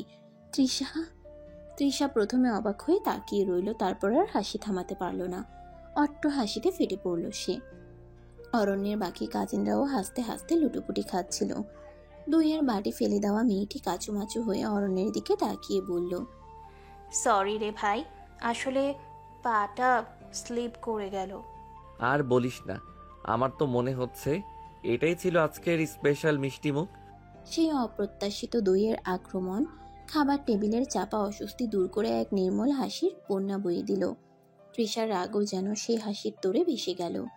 শ্বশুরবাড়ির প্রথম দিনে এমন হাস্যকর অভিজ্ঞতা হয়তো সে কোনোদিন ভুলতে পারবে না। এমনকি রাগে অরণ্য সেই হাসির জোয়ারে গা ভাসিয়ে দিল। সন্ধ্যার পরে বাড়ির পরিবেশ আরো হালকা হয়ে এলো। দিনের বেলার চাপা অস্বস্তি আর ভুল বোঝাবুঝির মেঘ যেন অনেকটাই কেটে গেছে সেই অপ্রত্যাশিত দইয়ের ঘটনার পর। সবাই ড্রয়িং রুমে একসাথে বসে গল্প করছিল, হাসাহাসি করছিল, কিন্তু অরণ্যের কাজিনদের দুষ্টুমি তখনও পুরোপুরি থামেনি। কি রে অরণ্য, ভাবিকে একটা গান শোনা তো, তোমার গলা তো দারুণ। ধুর, আমি আবার কবে ভালো গাইলাম, তোরাই বরং শোনা। ও যা গায় সেটাই শুনবো। অরণ্য প্রথমে কিছুটা ইতস্তত করলেও কাজিনদের জোড়াজড়িতে শেষ পর্যন্ত একটা পুরনো রোমান্টিক গান গিয়ে শোনালো। তার ভাঙা ভাঙা গলায়ও গানটা বেশ মিষ্টি লাগছিল। তৃষা মুগ্ধ হয়ে তার দিকে তাকিয়ে রইল। গান শেষ হওয়ার পর মেয়েরা আবার শুরু করলো তাদের দুষ্টুমি। ভাবি, এবার আপনি একটা গান শোনান। আমাদের দুলাভাইয়ের তো গানের গলা শুনলেন, এবার আপনার পালা। আমি একদম ভালো গাই না, তোমরা বরং আরো গান করো। খেলা শুরু হলো। একে একে সবাই নিজেদের জীবনের মজার বা অদ্ভুত ঘটনা বলতে শুরু করলো, আর বাকিরা অনুমান করার চেষ্টা করলো সেটা সত্যি নাকি মিথ্যা। যখন অরণ্যের পালা এলো, তার এক কাজিন এমন একটা প্রশ্ন করলো যাতে তৃষা কিছুটা অপ্রস্তুত হয়ে গেল। অরণ্য, সত্যি করে বলতো, ছোটবেলায় তোর আর কোনো মেয়ের সাথে মানে বিশেষ কোনো বন্ধুত্ব ছিল? অরণ্য প্রথমে একটু থতমত খেলো, কিন্তু সামলে নিয়ে হেসে বলল, আরে ধুর, ছোটবেলার বন্ধুদের কি আর ওই চোখে দেখা যায় নাকি? সবাই তো ছিল খেলার সাথী। তৃষা অরণ্যের উত্তর শুনে মনে মনে একটু শান্তি পেল, তবে তার চোখ অরণ্যের মুখের দিকে তীক্ষ্ণভাবে নজর রাখছিল। এরপর খেলা চলতে থাকলো, কখনো মজার ভুল উত্তর, কখনো অপ্রত্যাশিত সত্যি। সব মিলিয়ে সন্ধ্যার আড্ডা বেশ জমে উঠল। অরণ্যের কাজিনরা তৃষাকে তাদের সাথে মিশিয়ে নেওয়ার আপ্রাণ চেষ্টা করছিল, আর তৃষাও ধীরে ধীরে তাদের সাথে সহজ হয়ে আসছিল। সেই দিনের শুরুতে যে চাপা অস্বস্তি ছিল, সন্ধ্যার রঙ্গলীলায় তা অনেকটাই হালকা হয়ে গেল। রাগী স্বামীর বাড়ির লোকজনের এই আন্তরিকতা তৃষার মন ছুঁয়ে গেল। ক্যাম্প ফায়ারের চারপাশের আনন্দ তখন মধ্যরাত ছুঁই ছুঁই। আগুনের লেলিহান শিখা আকাশের দিকে নৃত্য করছে, আর তার আলোয় সবার মুখের হাসি আরো স্পষ্ট হয়ে উঠেছে। স্পিকারে ভেসে আসা গানের তালে তালে কেউ হাততালি দিচ্ছে, কেউ বা গুনগুন করছে। অরণ্যের মহিলা কাজিনদের উৎসাহের রাতের নীরবতা ভেঙে এক উৎসব মুখর পরিবেশ তৈরি হয়েছে। অরণ্য যে দিনের বেলা কিছুটা আর রাশভারী থাকে, এই রাতে যেন অন্য মানুষ। তার মহিলা কাজিনদের সাথে সেও হাসছে, ঠাট্টা করছে, এমনকি তাদের সাথে গলা মিলিয়ে গানও গাইছে। তৃষা অবাক হয়ে দেখছে তার এই অনুরূপ। রাগী স্বামীর ভেতরের সহজ মিশুক মানুষটাকে আবিষ্কার করে তার ভালো লাগছে। ভাবি, দেখলেন তো আপনার বর কিন্তু ভেতরে ভেতরে একদম অন্যরকম। আমাদের সাথে মিশলে ওর রাগ কোথায় পালায় কে জানে। হ্যাঁ, আমি দেখছি, ভালোই লাগছে। তৃষা অরণ্যের দিকে তাকিয়ে কথাটি বলে, তখনই অরণ্যের বন্ধু শুভ গিটার বাজাতে বাজাতে বলে। অরণ্য আর আপত্তি করতে পারল না। সে আলতো করে তৃষার হাত ধরল। আগুনের আবছা আলোয় তারা দুজনে খুব ধীরে ধীরে নাচতে শুরু করলো। তাদের চোখে চোখ পড়তেই এক নীরব ভালোবাসার আদান প্রদান হলো। চারপাশের হইচইয়ের মধ্যে তারাও যেন নিজেদের এক আলাদা জগৎ খুঁজে পেল। তাদের নাচ দেখে অরণ্যের মা এগিয়ে এসে তৃষার মাথায় হাত বুলিয়ে বললেন, দেখলি তো মা, আমার ছেলেটা আসলে খারাপ না, একটু মুখচোরা আর গম্ভীর। এই যা, তোকে পেয়ে ওর মনটাও নরম হবে দেখিস। আমারও তাই মনে হয় আন্টি। তৃষা অরণ্যের মায়ের হাত ধরে কথাটি বলে। কিছুক্ষণ পর নাচ থামলে আবার গল্প শুরু হলো। এবার অরণ্যের বাবাও তাদের সাথে যোগ দিলেন। তিনি তার যৌবনের নানা মজার ঘটনা শোনাচ্ছিলেন, যা শুনে সবাই হেসে লুটোপুটি খাচ্ছিল। তৃষার মনে হচ্ছিল এই পরিবারটা সত্যিই ভালোবাসায় পরিপূর্ণ। অরণ্যের বাবা তৃষাকে বললেন, মা, তুমি আমাদের অরণ্যটার একটু খেয়াল রেখো। ও বাইরে থেকে যতই রাগ দেখাক না কেন, ভেতরে কিন্তু খুব নরম মন। আমি নিশ্চয়ই খেয়াল রাখবো বাবা। রাত আরো গভীর হলো। ঠান্ডার প্রকোপ বাড়লে সবাই আগুনের আরো কাছ ঘেঁষে বসলো। কারো হাতে ছিল গরম চায়ের পেয়ালা, কারো হাতে হালকা স্ন্যাক্স। ক্লান্তির চাপ পড়লেও কারো মনে যেন ক্লান্তি নেই। ভাবি, আপনার আর অন্য ভাইয়ের দেখা কোথায় হয়েছিল বলুন তো? আমাদের খুব জানতে ইচ্ছে করে। আমাদের প্রথম দেখাটা একটু অন্যরকম ছিল। আসলে ও আমাকে প্রথমে একদম পছন্দ করতো না। কে বলেছে পছন্দ করতাম না? আমি তো প্রথম দেখাতেই মানে সেরকম কিছু না। অরণ্যের কথা শুনে সবাই হেসে উঠল। তৃষাও হাসতে হাসতে অরণ্যের হাতে চিমটি কাটলো। তাদের এই খুনসুটি রাতের আনন্দ আরো বাড়িয়ে দিল। ক্যাম্প ফায়ারের আগুন ধীরে ধীরে নিভে গেল, কিন্তু তাদের মনের উষ্ণতা তখনও অক্ষুণ্ণ ছিল। রাতের আকাশের তারারা যেন তাদের এই আনন্দ যজ্ঞের নীরব সাক্ষী। ক্লান্তি আর ভালোবাসার এক মিষ্টি আবেশে সবার চোখ ঘুমে ঢুলে আসছিল। অরণ্যের বাবা ঘোষণা করলেন, রাত অনেক হয়েছে, এবার সবার ঘুমাতে যাওয়া উচিত। ধীরে ধীরে সবাই যে যার ঘরের দিকে রওনা হলো। অরণ্য আর তৃষা পাশাপাশি হাঁটছিল। নীরবতা ভেঙে তৃষা আলতো করে অরণ্যের হাত ধরল। অরণ্য তৃষার হাত ধরে। তৃষা বলে, আজকের দিনটা খুব সুন্দর ছিল। তোমার সাথে থাকলে সব দিনই সুন্দর। রাতের অন্ধকারে শ্বশুরবাড়ির প্রথম দিনের সমস্ত ভুল বোঝাবুঝি আর অস্বস্তি কাটিয়ে অরণ্য আর তৃষা যেন আরো এক ধাপ কাছে এলো। তাদের অসমবয়সী প্রেমের পথে এই রাতটি এক নতুন আলোর দিশা দেখালো। রাতের উৎসব শেষে যখন সবাই যে যার ঘরে ঘুমোতে যাচ্ছিল, তৃষা ধীর পায়ে গেস্ট রুমের দিকে এগোচ্ছিল। তার মনে সারাদিনের আনন্দ আর ক্লান্তির মিশ্র অনুভূতি। দরজার কাছে পৌঁছাতেই পেছন থেকে কেউ তার হাত ধরল। ঘুরে তাকিয়ে তৃষা দেখল অরণ্য দাঁড়িয়ে আছে, তার চোখে এক রহস্যময়ী হাসি। শুভরাত্রি বলার একটা অন্যরকম নিয়ম আছে জানো তো? কথা শেষ না করেই অরণ্য তৃষাকে কাছে টেনে নিল, আলতো করে জড়িয়ে ধরল। তৃষার হৃদস্পন্দন দ্রুত হয়ে এলো। তার মনে হলো এতক্ষণে চাপা উত্তেজনা যেন এবার মুক্তি পেতে চাইছে। অরণ্য ধীরে ধীরে তার মুখের দিকে ঠোঁট এগিয়ে আনলো। তৃষা চোখ বন্ধ করে অপেক্ষা করলো সেই স্পর্শের জন্য। ঠিক সেই মুহূর্তে অরণ্যের অন্য হাত এগিয়ে এলো আর তৃষার মুখে মিষ্টি পুড়ে দিল। তৃষার ভ্রু কুঁচকে গেল। তার সমস্ত রোমান্টিক মুহূর্ত যেন এক নিমিষেই কর্পূর হয়ে উড়ে গেল। সে ভেবেছিল অরণ্য তাকে চুম্বন করবে আর তার বদলে পেল মিষ্টি। এটা কি আমার সাথে ইয়ার্কি মারছো? আরে বাবা, শুভরাত্রি তো মিষ্টি মুখ করিয়ে বলা উচিত, তাই না? তৃষার রাগ ক্রমশ বাড়ছিল। অরণ্যর এই ছেলে মানুষের রসিকতা তার একদম ভালো লাগে না। সে রাগে ফুঁসছিল, কিন্তু অরণ্য তখনও হাসছে। হঠাৎ করেই তৃষা এক পা এগিয়ে এলো এবং অরণ্যের ঠোঁট নিজের ঠোঁটের মধ্যে টেনে নিল। অরণ্য হতভম্ব হয়ে গেল। তার চোখ বিস্ময়ে বড় বড় হয়ে গেল। সে যেন এমন আকস্মিক আক্রমণের জন্য একেবারেই প্রস্তুত ছিল না। কিছুক্ষণ পর তৃষা অরণ্যকে ছেড়ে দিয়ে খিলখিল করে হাসতে লাগলো। অরণ্য তখন স্তম্ভিত হয়ে দাঁড়িয়ে। তার মুখের হাসি উধাও। কেমন লাগলো আমার মিষ্টি মুখ? এবার যাও, গিয়ে ঘুমাও। শুভরাত্রি। তৃষা আর দাঁড়ালো না, দরজা খুলে গেস্ট রুমে ঢুকে গেল। অরণ্য তখনও মুখ গোমরা করে দাঁড়িয়ে রইল। তার রাতের ঘুম যে আজ কতটা শান্তির হবে তা বলা মুশকিল। পিচ্ছি বউয়ের এই অপ্রত্যাশিত পাল্টা আক্রমণে রাগী স্বামীর মুখ শুকিয়ে গিয়েছিল। পরের দিন সকালে অরণ্যের ঘুম ভাঙতে একটু দেরি হলো। গত রাতের মিষ্টি বিভ্রাট আর তৃষার অপ্রত্যাশিত চুম্বন তার মনের মধ্যে এক অদ্ভুত আলোড়ন সৃষ্টি করে দিয়েছিল। বিছানা ছেড়ে উঠে সে তৃষাকে খুঁজতে বের হলো। সারা বাড়িতে ঘুরেও যখন তার দেখা পেল না, তখন তার মনে একটা চাপা অস্থিরতা অনুভব হলো। অবশেষে সে তার মায়ের কাছে গিয়ে জিজ্ঞেস করলো, মা, তৃষা কোথায়? ওকে তো কোথাও দেখতে পাচ্ছি না। ও তো সকালেই চলে গেছে বাবা। চলে গেছে? কোথায়? কাউকে কিছু বলে যায়নি? হ্যাঁ রে, ওর বাবা ফোন করেছিলেন, কিছু দরকার ছিল, তাই সকালেই বেরিয়ে গেল। যাওয়ার সময় আমাকে বলে গিয়েছিল তুই ঘুমোচ্ছিলি, তাই তোকে ডাকিনি। অরণ্যের মনটা খারাপ হয়ে গেল। কাল রাতে এত কাছে থেকেও আজ সকালে সে একা। একটা শূন্যতা অনুভব করলো সে। ঠিক তখনই ঘরে ঢোকার মুখে তার কাজিনদের হাসি শোনা গেল। কি রে অরণ্য, ভাবি কোথায়? সকাল সকাল ভেগে পড়লো নাকি? একা গেল কেন? তোমার সাথে নিয়ে যেতে পারলো না নাকি রাতে থাপ্পড়ের ভয়ে তুই আর মুখ দেখাতে পারছিস না? মেয়েদের দুষ্টু কথায় অরণ্যের মুখটা আরো কালো হয়ে গেল।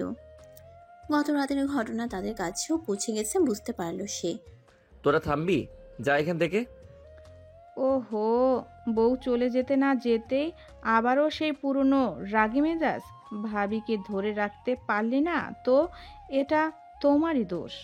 মেয়েদের হাসি আরো বাড়ল। অরণ্য আর সেখানে দাঁড়ালো না।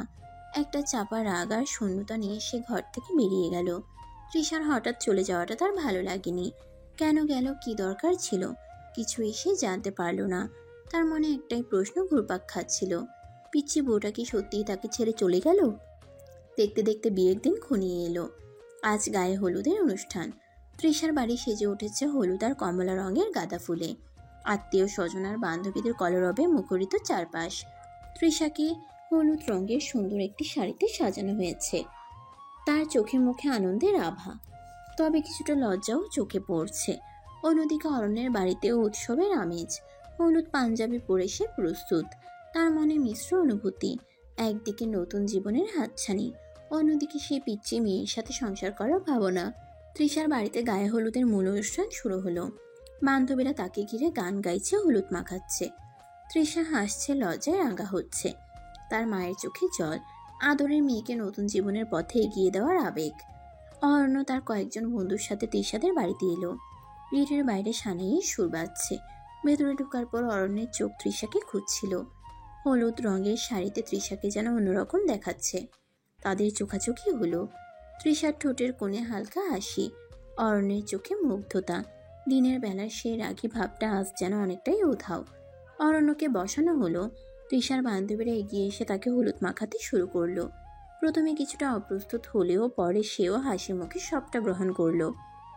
হঠাৎ তৃষার এক বান্ধবী অরণ্যের কানে ফিসফিস করে কিছু বলল। অরণ্য শুনে হাসতে লাগলো। তৃষা কৌতূহলী হয়ে তাদের দিকে তাকালো। কি বলছিল ও তোমাকে? এত হাসছিলে যে? ও বলছিল তোমার নাকি আমার রাগী মুখটা একদম পছন্দ না। বিয়ের পর যেন আমি একদম রাগ না করি। একদম ঠিক বলেছে। খবরদার, বিয়ের পর যদি রাগ করো তো দেখবে মজা। তাদের খুনসুটিতে আশেপাশের সবাই হেসে উঠল। গায়ে হলুদের রঙে মিশে গেল ভালোবাসার রং। অরণ্যের মনে ধীরে ধীরে সেই পিচ্ছি মেয়ের জন্য এক গভীর টান অনুভব হচ্ছিল। এরপর অরণ্যের বাড়ির মহিলারা এলো তৃষাকে হলুদ মাখাতে। তাদের আশীর্বাদে ভরে উঠল তৃষার ভবিষ্যৎ। সন্ধ্যায় দুই বাড়িতে গান নাচের অনুষ্ঠান হলো। সবাই আনন্দে মেতে উঠল। গায়ে হলুদের এই আনন্দ ঘন পরিবেশে অরণ্য আর তৃষা যেন আরো এক ধাপ কাছে এলো। তাদের অসমবয়সী প্রেম ধীরে ধীরে পরিণতি পাচ্ছিল। বিয়ের সেই শুভ মুহূর্তের জন্য তারা অধীর আগ্রহে অপেক্ষা করতে লাগলো। গায়ে হলুদের আনন্দ উল্লাস শেষ হওয়ার পর রাত গভীর হলো। আত্মীয় স্বজন এবং বন্ধুদের আনাগোনা কমে গেলে অরণ্য তার নিজের ঘরে এসে বসলো। সারাদিনের ব্যস্ততা আর হট্টগোলের পর চারপাশ শান্ত হয়ে এসেছে, কিন্তু অরণ্যের মনটা কিছুতেই শান্ত হচ্ছিল না। গায়ে হলুদের সন্ধ্যায় তৃষার হাসি মাখা মুখ, তার লজ্জায় রাঙা আভা, সবকিছু তার চোখের সামনে ভেসে উঠছিল। অথচ এখন সে একা। তৃষা তার পাশে নেই। হঠাৎ তার মনে হলো এই কয়েকদিনে সে যেন তৃষার উপস্থিতি টের পেতে শুরু করেছে।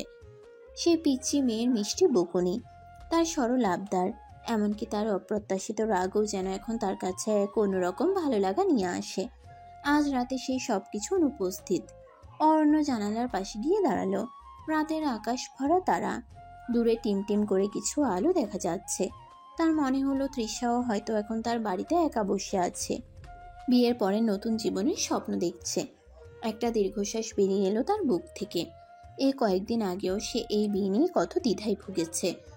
তৃষাকে তার ছোট বোনের মতো মনে হতো, কিন্তু গায়ে হলুদের সন্ধ্যায় যখন তাদের চোকাচোকি হয়েছিল তখন সে এক নতুন অনুভূতি টের পেয়েছিল। তৃষার চোখের সেই গভীর চাউনি যেন তার মনের সব দ্বিধা দূর করে দিয়েছিল। আজ রাতে সে অনুভূতি আরো তীব্র হলো। সে অনুভব করলো তৃষাকে ছাড়া তার ভালো লাগছে না। সে পিচ্ছে মেয়েটা কখন যেন তার মনের অনেকটা জায়গা দখল করে নিয়েছে, তা সে নিজেও টের পায়নি। অরণ্য বিছানায় এসে শুয়ে পড়ল, কিন্তু ঘুম যেন তার চোখের পাতা থেকে বহু দূরে। তার কেবলই মনে পড়ছিল তৃষার কথা, তার মিষ্টি হাসি, তার দুষ্টুমি, তার ভালোবাসার প্রকাশ। সবকিছু যেন তার মনের তারে এক বিষণ্ণ সুর বাজিয়ে যাচ্ছিল। রাগী স্বামীর মনে আজ এক অদ্ভুত শূন্যতা। যে মেয়েকে সে এতদিন ছোট মনে করেছে, আজ তাকে এক মুহূর্তের জন্য চোখের আড়াল করতে ইচ্ছে করছে না। বিয়ের আগের এই রাতে অরণ্য সত্যি সত্যি তৃষাকে মিস করছে। তার মনে একটাই কামনা, কখন সেই শুভ লগ্ন আসবে যখন তারা দুজনে এক হবে। আজ সেই বিশেষ দিন। অরণ্যের ঘুম ভাঙল এক মিশ্র অনুভূতি নিয়ে, উত্তেজনা আর এক চাপা অস্থিরতা। গতকাল রাতে সেই শূন্যতা আজ পূর্ণ হবে তৃষার আগমনে। সারা বাড়িতে উৎসবের ব্যস্ততা, আত্মীয় স্বজন আর বন্ধুদের আনাগোনায় গমগম করছে চারপাশ। উঠোনে প্যান্ডেল, ঝলমলে আলো, সব যেন এক নতুন শুরুর ইঙ্গিত দিচ্ছে। হলুদ পাঞ্জাবির উপর হালকা কাজ করা শেরওয়ানি পরে অরণ্য তৈরি হচ্ছে। তার মা পাশে বসে কপালে হাত বুলিয়ে দিচ্ছেন। আজ আমার রাগী ছেলেটার নতুন জীবন শুরু। সাবধানে থেকো বাবা, আর মনে রেখো তৃষা এখনো অনেক ছোট, ওকে আগলে রেখো সব সময়। তুমি ভেবো না মা, আমি সব খেয়াল রাখবো। বন্ধু আর কাজিনরা এসে অরণ্যকে ঘিরে ধরলো। হাসি ঠাট্টা আর উৎসাহে পরিবেশটা আরো প্রাণবন্ত হয়ে উঠল। একটু তো লাগছেই, তবে উত্তেজনাটা তার চেয়ে বেশি। ভাবিকে দেখার জন্য আর তর হয়েছে না? কেমন লাগছে দেখতে? অপেক্ষা করো, এত তারা কিসের? বিয়ের লগ্ন এগিয়ে আসছে। অরণ্যের বুকের ধুকপুকানি ক্রমশ বাড়ছে। সে আয়নার সামনে দাঁড়িয়ে নিজের দিকে তাকালো। সেই রাগী গম্ভীর ছেলেটা আজ নতুন এক পরিচয়ে পরিচিত হতে চলেছে। একজন স্বামী। বরযাত্রীর জন্য গাড়ি তৈরি। অরণ্য গাড়িতে উঠল। তার চারপাশের কোলাহল ভেদ করে তার মনে কেবলই ভেসে আসছে তৃষার মুখ, সে পিচ্ছি মেয়ের সরলতা, তার ভালোবাসা। সবকিছু আজ এক নতুন মাত্রা পেতে চলেছে। গাড়ি ধীরে ধীরে তৃষাদের বাড়ির দিকে রওনা হলো। পথের দুধারের চেনা দৃশ্যগুলো আজ যেন অন্যরকম লাগছে।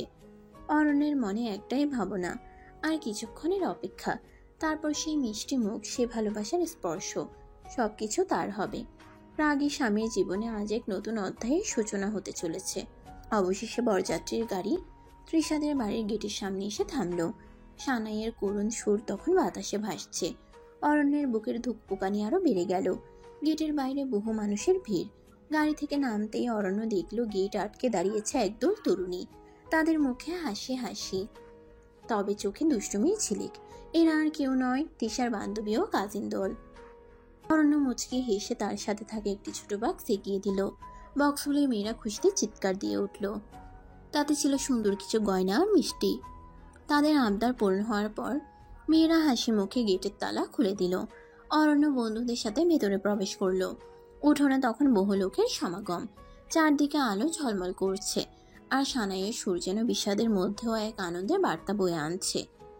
অরণ্যের চোখ খুঁজছিল সেই মুখটি, যার জন্য সে এতক্ষণ অপেক্ষা করছিল, সেই পিচ্চি মেয়েটা যে আজ থেকে তার জীবনের সঙ্গী হতে চলেছে। গেটের এই ছোট্ট বাধা পেরোনোর পর তার মন আরো অস্থির হয়ে উঠল সেই শুভ মুহূর্তের জন্য, যখন তাদের দুজনের মিলন হবে। গেটের বাধা পেরিয়ে অরণ্য ধীরে ধীরে এগিয়ে গেল বিয়ের মঞ্চের দিকে। সেখানে তার জন্য সুন্দর করে আসন সাজানো হয়েছে। চারপাশে আলো রোশনাই, ফুলের সুবাস আর আত্মীয় স্বজনের গুঞ্জন। অরণ্য মঞ্চে গিয়ে বসলো। তার মন তখনও অস্থির, কেবলই অপেক্ষা সেই বিশেষ মানুষটির জন্য। কিছুক্ষণ পর মণ্ডপের দিকে এক স্নিগ্ধ আলো পড়ল। সকলে উৎসুক হয়ে সেদিকে তাকালো। ধীরে ধীরে কয়েকজন মহিলা তৃষাকে ধরে মঞ্চের দিকে এগিয়ে আসছে। লাল বেনারসিতে ঢাকা, সোনার গয়নায় ঝলমল করা তৃষাকে যেন এক স্বপ্নপুরী লাগছিল। তার মুখ ঘোমটার আড়ালে ঢাকা, তবে তার পায়ের আলতা রাঙা স্পর্শ অনুভব করতে পারছিল অরণ্য। তৃষাকে এনে অরণ্যর পাশে বসানো হলো। তাদের দুজনের মধ্যে তখনও কিছু দূরত্ব বজায় ছিল। চারপাশের ক্যামেরার ফ্ল্যাশ জ্বলে উঠছিল। আত্মীয় স্বজন আর বন্ধুদের হাসিমাখা মুখ তাদের দিকে তাকিয়ে। হঠাৎ তৃষা আলতো করে ঘুমটা সরিয়ে অরণ্যের দিকে তাকালো। তার চোখে এক গভীর ভালোবাসা আর মুগ্ধতা। অরণ্য সেই চাহনিতে হারিয়ে গেল। ধীরে খুব নরম স্বরে তৃষা অরণ্যকে কিছু কথা বলল, যা শুধু তাদের দুজনের কানেই পৌঁছালো। অবশেষে আমাদের স্বপ্ন সত্যি হলো। এতদিন শুধু স্বপ্নে তোমাকে পাশে পাওয়ার অপেক্ষা করেছি। আজ তুমি সত্যিই আমার পাশে। বিশ্বাস করো, আমার খুব ভালো লাগছে। একটুও ভয় করছে না, কারণ আমি জানি তুমি সব সময় আমার খেয়াল রাখবে। আমার রাগী স্বামীটা আসলে ভেতরে কতটা নরম তা তো আমি জানি। দিশার এই রোমান্টিক কথাগুলো অরণ্যের হৃদয়ে এক নতুন ঢেউ তুলল। সে পিচ্চি মেয়ের মুখে এত গভীর আর আবেগপূর্ণ কথা শুনে সে লজ্জায় লাল হয়ে গেল। তার মুখ দিয়ে কোনো কথা বের হচ্ছিল না। কেবল অপলক দৃষ্টিতে সেই তৃষার দিকে তাকিয়ে রইল। তাদের এই নীরব কথোপকথন চারপাশের আনন্দমুখর পরিবেশেও এক অন্যরকম মাধুর্য সৃষ্টি করল। আত্মীয় স্বজনরা তাদের দিকে তাকিয়ে মুচকি হাসছিল। অরণ্যের বন্ধুরা শীষপাত দিচ্ছিল। অরণ্যের এক বন্ধু এগিয়ে এসে অরণ্যের কানে ফিসফিস করে বলল, আমারও খুব ভালো লাগছে তৃষা। অরণ্যের এই ছোট্ট কথাতেই তৃষার মুখে এক উজ্জ্বল হাসি ফুটে উঠল। তাদের মঞ্চের এই প্রথম নীরব কথোপকথন যেন তাদের ভালোবাসার এক নতুন অধ্যায় শুরু করলো। মঞ্চে অরণ্য আর তৃষা পাশাপাশি বসতেই অরণ্যের কাজিনদের দুষ্টুমি আবার শুরু হলো। দিনের বেলায় দইয়ের ঘটনার পর তারা কিছুটা শান্ত থাকলেও বিয়ের আসর এসে যেন তাদের বাঁধ ভাঙল। কিরে অরণ্য, বউয়ের পাশে একদম চুপচাপ, ভয় লাগছে নাকি? ওনার আশেপাশে এত পাহারাদার থাকতে কেউ সাহস করবেন নাকি? পাহারাদার তো আমরাই, তবে মাঝে মাঝে একটু ছাড় দেবো কেমন? দুজনে একটু একা সময় তো কাটাতে হবে নাকি? তোরা থামবি একটু, এটা বিয়ের আসর, একটু ভদ্রতা দেখা। ভদ্রতা? ওটা তো আমাদের ডিকশনারিতে নেই দুলা ভাই। তবে ভাবির জন্য আমরা স্পেশাল ছাড় দিতে পারি। ভাবি যা বলবেন তাই হবে। বিয়ের মন্ত্রপাঠ শুরু হতেই মেয়েরা কিছুটা শান্ত হলো, তবে তাদের চোখের ইশারা আর মুচকি হাসি চলতেই থাকলো। যখন মালা বদলের সময় এলো, তখন এক মজার কাণ্ড ঘটালো অরণ্যের এক কাজিন। অরণ্য যখন তৃষার গলায় মালা পরাতে গেল, তখন পিছন থেকে এক কাজিন তার পা টেনে ধরলো। অরণ্য টাল মাটাল হয়ে পড়ছিল, কোনো মতে সামলে নিয়ে মালা পরালো। এরপর যখন তৃষার পালা, তখন আরেক কাজিন তৃষার হাত ধরে টেনে রাখলো, যাতে সে সহজে অরণ্যের গলায় মালা পরাতে না পারে। এসব দুষ্টুমিতে অরণ্য প্রথমে কিছুটা বিরক্ত হলেও পরে হাসতে বাধ্য হলো। তৃষাও তাদের ছেলে মানুষই দেখে হেসে কুটি কুটি। অরণ্যের মা মেয়েদের উদ্দেশ্যে বললেন, তোরা থামবি নাকি? এটা কি হচ্ছে? আরে মাসি, একটু মজা করছি আর কি। বিয়ে তো একবারই হয়, তাই না? আশীর্বাদের সময়ও মেয়েরা নানা রকম ফিসফিসানি আর হাসি ঠাট্টা করছিল। কেউ বলছিল, ভাবি আমাদের ভাইটাকে একটু শাসন করে রাখবেন। দুলা ভাই, ভাবি সব কথা শুনবেন তো? সব মিলিয়ে বিয়ের আসরটা বেশ আনন্দমুখর হয়ে উঠেছিল, যদিও মাঝে মাঝে অরণ্য একটু অপ্রস্তুত হয়ে পড়ছিল। তৃষা অবশ্য তাদের দুষ্টুমি বেশ উপভোগ করছিল। শ্বশুরবাড়ির লোকজনের এই আন্তরিকতা আর ছেলে মানুষের আচরণ তার মন জয় করে নিচ্ছিল। রাগী স্বামীর বাড়ির এই রঙ্গ যেন বিয়ের আনন্দ আরও কয়েকগুণ বাড়িয়ে দিল। মালা বদলের পর্ব শেষ হতেই কাজী সাহেব মঞ্চের দিকে এগিয়ে এলেন। তার হাতে বিয়ের রেজিস্টার আর প্রয়োজনীয় কাগজপত্র। চারপাশে পিনপতন নীরবতা বিরাজ করছিল। কেবল কাজী সাহেবের গম্ভীর কণ্ঠস্বর ভেসে আসছিল। কাজী সাহেব প্রথমে অরণ্যের কাছে বিয়ের সম্মতি জানতে চাইলেন। বলুন জনাব অরণ্য, আপনি কি স্বেচ্ছায় সজ্ঞানে কোনো প্রকার চাপ ছাড়াই এই বিবাহে সম্মতি দিচ্ছেন? হ্যাঁ, আমি সম্মতি দিচ্ছি। এরপর কাজী সাহেব তৃষার দিকে তাকালেন। ঘুমটার আড়াল থেকে ভেসে এলো এক মিষ্টি কণ্ঠস্বর। বলুন কুমারী তৃষ্ণা, আপনি কি স্বেচ্ছায় সজ্ঞানে কোনো প্রকার চাপ ছাড়াই এই বিবাহে সম্মতি দিচ্ছেন? হ্যাঁ, আমি সম্মতি দিচ্ছি। কাজী সাহেব তখন বিয়ের রেজিস্টারে তাদের দুজনের স্বাক্ষর নিলেন। চারপাশে আত্মীয় স্বজনরা গভীর আগ্রহ নিয়ে তাকিয়েছিল সেই শুভ মুহূর্তটার দিকে। স্বাক্ষর পর্ব শেষ হওয়ার পর কাজী সাহেব তাদের স্বামী স্ত্রী হিসেবে ঘোষণা করলেন। আজ থেকে আপনারা দুজন বিবাহ বন্ধনে আবদ্ধ হলেন। আপনাদের দাম্পত্য জীবন সুখ ও শান্তিতে ভরে উঠুক। কাজী সাহেবের ঘোষণা শেষ হতেই চারদিকে আনন্দের বন্যা বয়ে গেল। হাততালির শব্দে মুখরিত হয়ে উঠল মণ্ডপ। আত্মীয় স্বজনরা এগিয়ে এসে নবদম্পতিকে শুভেচ্ছা জানাতে শুরু করলো। অরণ্য আলতো করে তৃষার দিকে তাকালো। তার চোখে কৃতজ্ঞতা আর ভালোবাসার গভীর চাহনি। তৃষাও ঘুমটার আড়াল থেকে অরণ্যের দিকে তাকিয়ে মৃদু হাসল। তাদের অসম বয়সী প্রেম আজ এক নতুন পরিণতি পেল। রাগী স্বামীর জীবনে এলো এক নতুন সম্পর্কের বাঁধন, যা হয়তো তাদের দুজনের জীবনকেই নতুন রঙে রাঙিয়ে দেবে। কাজী সাহেবের আনুষ্ঠানিকতা শেষ হওয়ার পর অরণ্য অনুভব করল তাদের দুজনের মাঝে একটি অদৃশ্য কিন্তু দৃঢ় বন্ধন তৈরি হয়েছে। সেই পিচ্ছি মেয়েটি আজ সত্যিই তার জীবন সঙ্গিনী। তাদের পথ চলা নতুন অধ্যায় শুরু হলো ভালোবাসার অঙ্গীকারে। কাজী সাহেবের আনুষ্ঠানিকতা শেষ হতেই চারিদিকে যখন খুশির রোল, ঠিক তখনই ঘটল এক অপ্রত্যাশিত হাস্যকর ঘটনা। অরণ্যের এক বন্ধু, যে কিনা একটু বেশি আবেগপ্রবণ এবং সবসময় সবকিছুতে বাড়াবাড়ি রকমের উৎসাহ দেখায়, হঠাৎ মঞ্চের দিকে ছুটে এলো। বন্ধুটি এতটাই উৎসাহিত ছিল যে সে নিজেই নাচতে শুরু করে দিল। অদ্ভুত সব অঙ্গভঙ্গি করতে লাগলো। তার নাচ দেখে প্রথমে সবাই একটু থতমত খেলেও কিছুক্ষণ পর হাসতে শুরু করলো। অরণ্য আর তৃষা মঞ্চে বসে একে অপরের দিকে তাকিয়ে মুচকে হাসছিল। অরণ্যের কাজের মেয়েরা তো হাসতে হাসতে মাটিতে গড়াগড়ি দেওয়ার জোগাড়। হঠাৎ সেই উৎসাহী বন্ধু শুভ নাচতে নাচতে মঞ্চের খুব কাছে চলে এলো এবং অরণ্যের হাত ধরে টেনে তোলার চেষ্টা করলো। আরে বাবা, ছাড় তো আমাকে, আমি ওসব পারি না। আর এটা কোনো নাচের সময় নাকি? ও না পারলে জোর করে লাভ নেই, বরং তুমি তোমার নাচ চালিয়ে যাও, আমরা দেখছি। তৃষার কথা শুনে বন্ধুটি আরো উৎসাহিত হয়ে আরো অদ্ভুত সব নাচের স্টেপ দেখাতে শুরু করলো। তার উৎসাহ দেখে অরণ্যের অন্য বন্ধুরাও এসে তার সাথে যোগ দিল। মুহূর্তের মধ্যে বিয়ের মঞ্চের সামনে এক অদ্ভুত নাচের আসর জমে উঠল। তাদের কাণ্ড দেখে অরণ্য আর তৃষা দুজনেই হেসে কুটি কুটি। সিরিয়াস বিয়ের পরিবেশে এই অপ্রত্যাশিত নাচের অনুষ্ঠান যেন এক নতুন মাত্রা যোগ করলো। এমনকি গম্ভীর কাজী সাহেবও ঠোঁটের কোণে হালকা হাসি লুকাতে পারছিলেন না। অরণ্য ফিসফিস করে তৃষাকে বলল, এরা যা শুরু করেছে মনে হচ্ছে আজ রাতে আর বাড়ি ফেরা হবে না। তাতে কি, বিয়ে তো একবারই হয়, একটু আনন্দ তো করাই যায়, তাই না? কিন্তু আমার তো আরো কয়েকটা বিয়ে করার ইচ্ছে আছে। তাই নাকি? বিয়েটা শেষ হোক, তোমাকে বোঝাচ্ছি, ওয়েট। সে হাসির রেশ ধরে বিয়ের বাকি আনুষ্ঠানিকতাও আনন্দ আর মজার মধ্য দিয়ে সম্পন্ন হলো। বিয়ের সকল আনুষ্ঠানিকতা শেষ, এবার বিদায়ের পালা। তৃষার এতক্ষণের হাসি মাখা মুখ হঠাৎ বিষণ্ণ হয়ে উঠল। বাবার হাত ধরে দাঁড়িয়ে তার চোখ ছলছল করছে। মায়ের আঁচল শক্ত করে ধরে ফুপিয়ে ফুপিয়ে কাঁদছে সে। এতদিনের চেনা আঙ্গিনা, ফেলে আসা স্মৃতি সব যেন আজ তাকে ব্যথিত করছে। অরণ্য এগিয়ে এসে তৃষার পাশে দাঁড়ালো।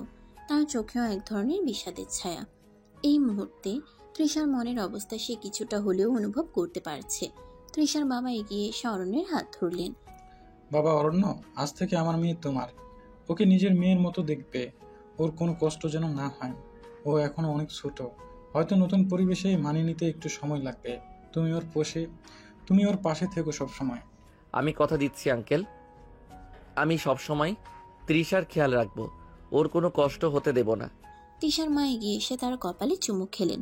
চোখের জলে ভেসে যাচ্ছিল তার মুখ। মা আমার, সাবধানে যাস। শ্বশুর বাড়ি সবাইকে আপন করে নিস। আর কোনো প্রয়োজন হলে আমাকে ফোন করবি। একদম মন খারাপ করবি না। তোমরা সাবধানে থেকো মা, বাবা, আমি তোমাদের খুব মিস করব। অরণ্য আলতো করে তৃষার হাত ধরল। বিদায়ের এই বেদনা বিধুর মুহূর্তে সে অনুভব করলো তৃষার ভেতরের কোমলতা আর তার পরিবারের প্রতি গভীর টান। ধীরে ধীরে তৃষা অরণ্যের হাত ধরে গাড়ির দিকে এগিয়ে গেল। তার চোখ তখনও অশ্রু সজল। গাড়িতে উঠে জানালার পাশে বসলো সে। পেছন ফিরে তাকিয়ে দেখলো তার বাবা মা অশ্রুসিক্ত চোখে তাকিয়ে আছেন। কান্নার বেগ আরো বেড়ে গেল তার। গাড়ি চলতে শুরু করলো। তৃষা তখনও কাঁদছে। অরণ্য তার পাশে এসে বসলো, আলতো করে তার কাঁধে হাত রাখলো। এই তৃষা, কাঁদছো কেন? দেখো আমি তো তোমার পাশেই আছি, আর তোমার বাবা মা তো এখানেই আছেন। যখন ইচ্ছে তুমি তাদের কাছে যেতে পারবে। মন খারাপ করো না লক্ষ্মীটি। তৃষা অরণ্যর দিকে তাকালো। তার চোখে তখনও জল। অরণ্যের হাতের স্পর্শে কিছুটা শান্ত হলো সে। আমার খুব খারাপ লাগছে অরণ্য, বাবাকে মাকে ছেড়ে যেতে কষ্ট হচ্ছে। আমি বুঝতে পারছি, নতুন জায়গায় যেতে একটু খারাপ তো লাগেই, কিন্তু দেখো আমার বাড়িও তো তোমার বাড়ি, সেখানে সবাই তোমাকে ভালোবাসবে, আর আমি তো সব সময় তোমার সাথে আছি, তুমি একদম একা নও। অরণ্য নিজের রুমাল দিয়ে তৃষার চোখের জল মুছিয়ে দিল। তার শান্ত আর স্নেহপূর্ণ কথাগুলো তৃষার মনে কিছুটা হলেও সান্ত্বনা জোগালো। রাগী স্বামীর এই কোমল রূপ দেখে তৃষার মন শান্ত হলো। বিদায়ের অশ্রু জল ধীরে ধীরে থামলো, আর এক নতুন জীবনের পথে তারা দুজনে একসাথে এগিয়ে চলল। দীর্ঘ পথ পেরিয়ে অরণ্য আর তৃষার গাড়ি অবশেষে অরণ্যদের বাড়ির গেটে এসে থামলো। বাড়ির মহিলারা শঙ্খধ্বনি আর উলুধ্বনি দিয়ে নতুন বধূকে বরণ করে নিলেন। তৃষার চোখে মুখে তখনও বিদায়ের সামান্য রেশ লেগে থাকলেও নতুন পরিবেশে পা রাখার উত্তেজনাও স্পষ্ট। অরণ্যের মা এগিয়ে এসে স্নেহের সাথে তৃষার হাত ধরে বাড়ির ভেতরে নিয়ে গেলেন। বাড়ির মেয়েরা তৃষাকে ঘিরে ধরল, তার রূপের প্রশংসা করল। এরপর সবাই মিলে তৃষাকে বাড়ির সবচেয়ে সুন্দর করে সাজানো ঘরটিতে নিয়ে গেল। তাদের বাসর ঘর। ঘরটি সুন্দর ফুল আর আলো দিয়ে সাজানো হয়েছে। মিষ্টি সুগন্ধে ভরে উঠেছে চারপাশ। তৃষাকে খাটের মাঝখানে বসানো হলো। অরণ্যের কাজের মেয়েরা তখন দরজার বাইরে উকিঝুঁকি মারছিল আর ফিসফিস করে কথা বলছিল। যা ভেবেছিলাম ভাবি তার থেকেও বেশি সুন্দরী। আজ রাতে কি হবে ভাবলেই আমার হাসি পাচ্ছে। মেয়েরা দরজা সামান্য ফাঁক করে ভেতরে উকি মারছিল আর অরণ্যকে নানা রকম ইশারা করছিল। তাদের দুষ্টুমি দেখে তৃষার মুখ লজ্জায় লাল হয়ে গেল। সে মাথা নিচু করে বসে রইল। অরণ্য ঘরে ঢুকতেই মেয়েরা খিলখিল করে হেসে উঠল এবং নানা রকম টিপ্পনি কাটতে শুরু করলো। কিরে অরণ্য, আর তর হইছে না বুঝি? দরজা লাগিয়ে দে। হ্যাঁ হ্যাঁ, আর দেরি করিস না, ভাবিকে এবার একটু নিজের করে নে। তোরা যা এখান থেকে, এটা কোনো বলার কথা? মেয়েদের কথায় তৃষা আরো লজ্জা পেল। সে ঘুমটার আড়াল থেকে অরণ্যের দিকে তাকালো। অরণ্য তাদের কথায় কান না দিয়ে তৃষার দিকে এগিয়ে এলো। তুমি কি ক্লান্ত? একটু বিশ্রাম করবে? অরণ্য তৃষার পাশে বসলো। তাদের চারপাশে তখন অরণ্যের কাজিনদের চাপা হাসির শব্দ ভেসে আসছিল। নতুন নীড়ে, নতুন জীবনের প্রথম রাতে লজ্জা আর ভালোবাসার এক মিষ্টি আবেশ তাদের ঘিরে ধরল। বাসর ঘরটি যেন এক স্বপ্নপুরী। লাল গোলাপ আর সাদা লিলি ফুলের সুগন্ধে ভরে উঠেছে চারপাশ। হালকা সোনালি আলোয় ঘরটি মায়াবী এক রূপ নিয়েছে। খাটের উপরের চাদরটি মখমলের, আর চারদিকে ছড়িয়ে রয়েছে অজস্র রেশমের বালিশ। অরণ্য ধীরে ধীরে তৃষার পাশে বসলো। সেই পিচ্চি বউটি আজ তার জীবনের অবিচ্ছেদ্য অংশ। তার হৃদয়ে এক অদ্ভুত অনুভূতি, একদিকে আনন্দ, অন্যদিকে কিছুটা সংকোচ। তৃষা তখনও ঘুমটার আড়ালে ঢাকা, তার মুখ লজ্জায় রাঙা। অরণ্য আলতো করে তার ঘুমটা তুলে ধরলো। তাদের চোখাচোখি হলো। সেই মুহূর্তে সময় যেন থমকে দাঁড়ালো। অরণ্য দেখলো তৃষার চোখে স্বপ্ন আর ভালোবাসার এক গভীর সমুদ্র। তুমি কি ক্লান্ত? একটু, তবে এখন সব ঠিক লাগছে। অরণ্য তৃষার হাত ধরলো। তাদের হাতের স্পর্শে যেন এক নতুন গল্পের শুরু হলো। আমি জানি আমাদের পরিস্থিতিটা একটু অন্যরকম ছিল, কিন্তু বিশ্বাস করো আমি সবসময় তোমার পাশে থাকবো। তোমাকে সুখী করার জন্য আমি সবকিছু করতে রাজি। আমি জানি, আমার কোনো সন্দেহ নেই। তারা কিছুক্ষণ চুপ করে বসে রইল। রাতের নিস্তব্ধতা তাদের দুজনের হৃদয়ের কথা বলছিল। তারপর অরণ্য ধীরে ধীরে তৃষার গলার ভারী গয়না খুলে দিল। তৃষা অপলক দৃষ্টিতে তার দিকে তাকিয়ে রইল। অরণ্য তৃষার কপালে আলতো করে চুমু খেলো। সেই স্পর্শে তৃষার সারা শরীর যেন কেঁপে উঠল। অরণ্য তৃষার শাড়ি একটানে খুলে ফেলে, তারপর তাকে খাটে ফেলে তার উপরে উঠে তার ঠোঁটজোড়া দখল করে ফেলে। তৃষা তার সিনিয়র স্বামীর আদর অনুভব করছিল। ঠিক তখনই অরণ্য নিচের দিকে যায়। যখনই অরণ্য ঢোকায়, তৃষা আওয়াজ করবে, কিন্তু অরণ্য তাকে সেই সুযোগ না দিয়ে তার ঠোঁটের উপর ঠোঁট বসিয়ে দেয়। তৃষা বিছানার চাদর মুষ্টি করে ধরে। অরণ্য, অরণ্য একটু আস্তে, আমি ব্যথা পাচ্ছি। আর একটু সহ্য করো তৃষা, সব ঠিক হয়ে যাবে। তৃষা অরণ্যকে বাহুডোরে চেপে ধরে। তাদের প্রথম রাত, তাদের নতুন জীবনের শুরু। রাগী স্বামীর মনে জমে থাকা সমস্ত দ্বিধা যেন আজ ভালোবাসার কাছে আত্মসমর্পণ করলো। আর সেই পিচ্চি বউটি স্বপ্ন ভরা চোখে তার স্বামীর বাহুডোরে নিজেকে সম্পূর্ণ সমর্পণ করলো। বাসরাতের নীরবতা যেন তাদের ভালোবাসার এক নতুন কবিতা লিখে দিল। ভোরের প্রথম আলো যখন বাসর ঘরের জানালার পর্দা ভেদ করে এসে তৃষার মুখের উপর পড়ল, তার শান্ত ঘুমন্ত মুখটা আরো মায়াবী লাগছিল। অরণ্য অপলক দৃষ্টিতে তার দিকে তাকিয়ে রইল। রাতের নীরবতা ভেঙে পাখির কিচিরমিচির ডাক ভেসে আসছে। আর দূরের মসজিদের আজানের সুর এক স্নিগ্ধ পরিবেশ তৈরি করেছে। ধীরে ধীরে তৃষার চোখে পাতা মেলল। অরণ্যের মুখের দিকে তাকিয়ে তার ঠোঁটের কোণে এক মিষ্টি আলস্য মাখা হাসি ফুটালো। শুভ সকাল। এতক্ষণ ধরে কি আমায় দেখছিলে? অরণ্য তৃষার ঠোঁটে আলতো করে একটা কিস করে। এটা কি হলো? শুভ সকাল আমার পিচ্চি বউ। তৃষা অরণ্যের বুকে মাথা রেখে ঘষে বলে, তোমার পাশে থাকলে তো ভয়ও লাগে না, আর ঘুমও খুব মিষ্টি হয়। সবকিছু এত সুন্দর ছিল। ধন্যবাদ তো আমাকে দিতে হয়, তুমি আমার জীবনে না এলে হয়তো এই অনুভূতিগুলো অধরাই থেকে যেত। সেই রাগী গম্ভীর আমিটা কোথায় হারিয়ে যেত কে জানে। তুমি একদম রাগী নাও, একটু চুপচাপ আর সিরিয়াস হয়তো, কিন্তু তোমার ভেতরে অনেক ভালোবাসা আছে। আমি সেটা প্রথম দিন থেকেই বুঝতে পেরেছিলাম। সত্যি? আমার তো মনে হতো তুমি ভয় পেতে। একটু ভয় তো লাগতো, তবে তার চেয়ে বেশি ভালো লাগতো তোমাকে। ওই রাগের আড়ালে লুকিয়ে থাকা মানুষটাকে দেখার কৌশল ছিল সব সময়। আর এখন তো তুমি আমার সব সময় আমার পাশে থাকবে, তাই না? সব সময়, শেষ নিঃশ্বাস পর্যন্ত তুমি আমার জীবন তৃষা। কিছুক্ষণ তারা দুজনে নীরব ভালোবাসায় ডুবে রইল। বাইরের আলো ক্রমশ বাড়ছে। দিনের উজ্জ্বলতা তাদের নতুন সম্পর্কের মতোই ঝলমলে। হঠাৎ তৃষা আলতো করে অরণ্যের হাত ধরে বলল, চলো নিচে যাই, সবাই অপেক্ষা করছে হয়তো। আর আমার তো নতুন বউয়ের মিষ্টি মুখ দেখানোরও পালা। হ্যাঁ চলো, তবে তার আগে। অরণ্য ঝুঁকে এসে তৃষার ঠোঁটে এক গভীর ভালোবাসার স্পর্শ দিল। তাদের প্রথম সকালের এই মিষ্টি চুম্বন যেন তাদের নতুন জীবনের জয়গান। হাত ধরে তারা বাসর ঘর থেকে বের হলো। নিচে আত্মীয় স্বজনরা হাসি মুখে তাদের জন্য অপেক্ষা করছিল। নতুন দিনের শুরুতে নতুন জীবনের পথে তাদের একসাথে পথ চলা শুরু হলো। সেই রাগী স্বামীটির চোখে আজ আর রাগ নেই, কেবল তার পিচ্চি বউয়ের জন্য অফুরন্ত ভালোবাসা। আর সেই পিচ্চি বউটি তার ভালোবাসার বাঁধনে রাগী স্বামীকে আপন করে নিয়েছে। তাদের অসম বয়সী প্রেম অবশেষে খুঁজে পেল তার সমাপ্তি, এক নতুন ভোরের আলোয়, ভালোবাসার উষ্ণতায়। এবং এভাবেই অরণ্য আর তৃষার অসম বয়সী প্রেমের গল্প পরিণতি পেল এক সুন্দর ভালোবাসাময় দাম্পত্য জীবনে। যে সম্পর্ক শুরু হয়েছিল কিছুটা অপ্রত্যাশিতভাবে, যেখানে ধীরে ধীরে জন্ম নিল গভীর অনুরাগ আর বোঝাপড়া। অরণ্যের চাপা স্বভাব আর রাগী মুখোশের আড়ালে লুকিয়ে থাকা নরম হৃদয়। তৃষার সরলতা আর ভালোবাসার স্পর্শে জেগে উঠল, আর তৃষা তার তরুণ হৃদয় দিয়ে বুঝিয়ে দিল ভালোবাসার কোনো নির্দিষ্ট বয়স বা সংজ্ঞা হয় না। তাদের পথ চলা হয়তো সবসময় মসৃণ ছিল না। সমাজের চোখে বয়সের পার্থক্য, এসব বাধা তাদের সম্মুখীন হতে হয়েছে, কিন্তু তাদের দুজনের অটুট বিশ্বাস আর একে অপরের প্রতি গভীর টান সব প্রতিকূলতাকে জয় করতে সাহায্য করেছে।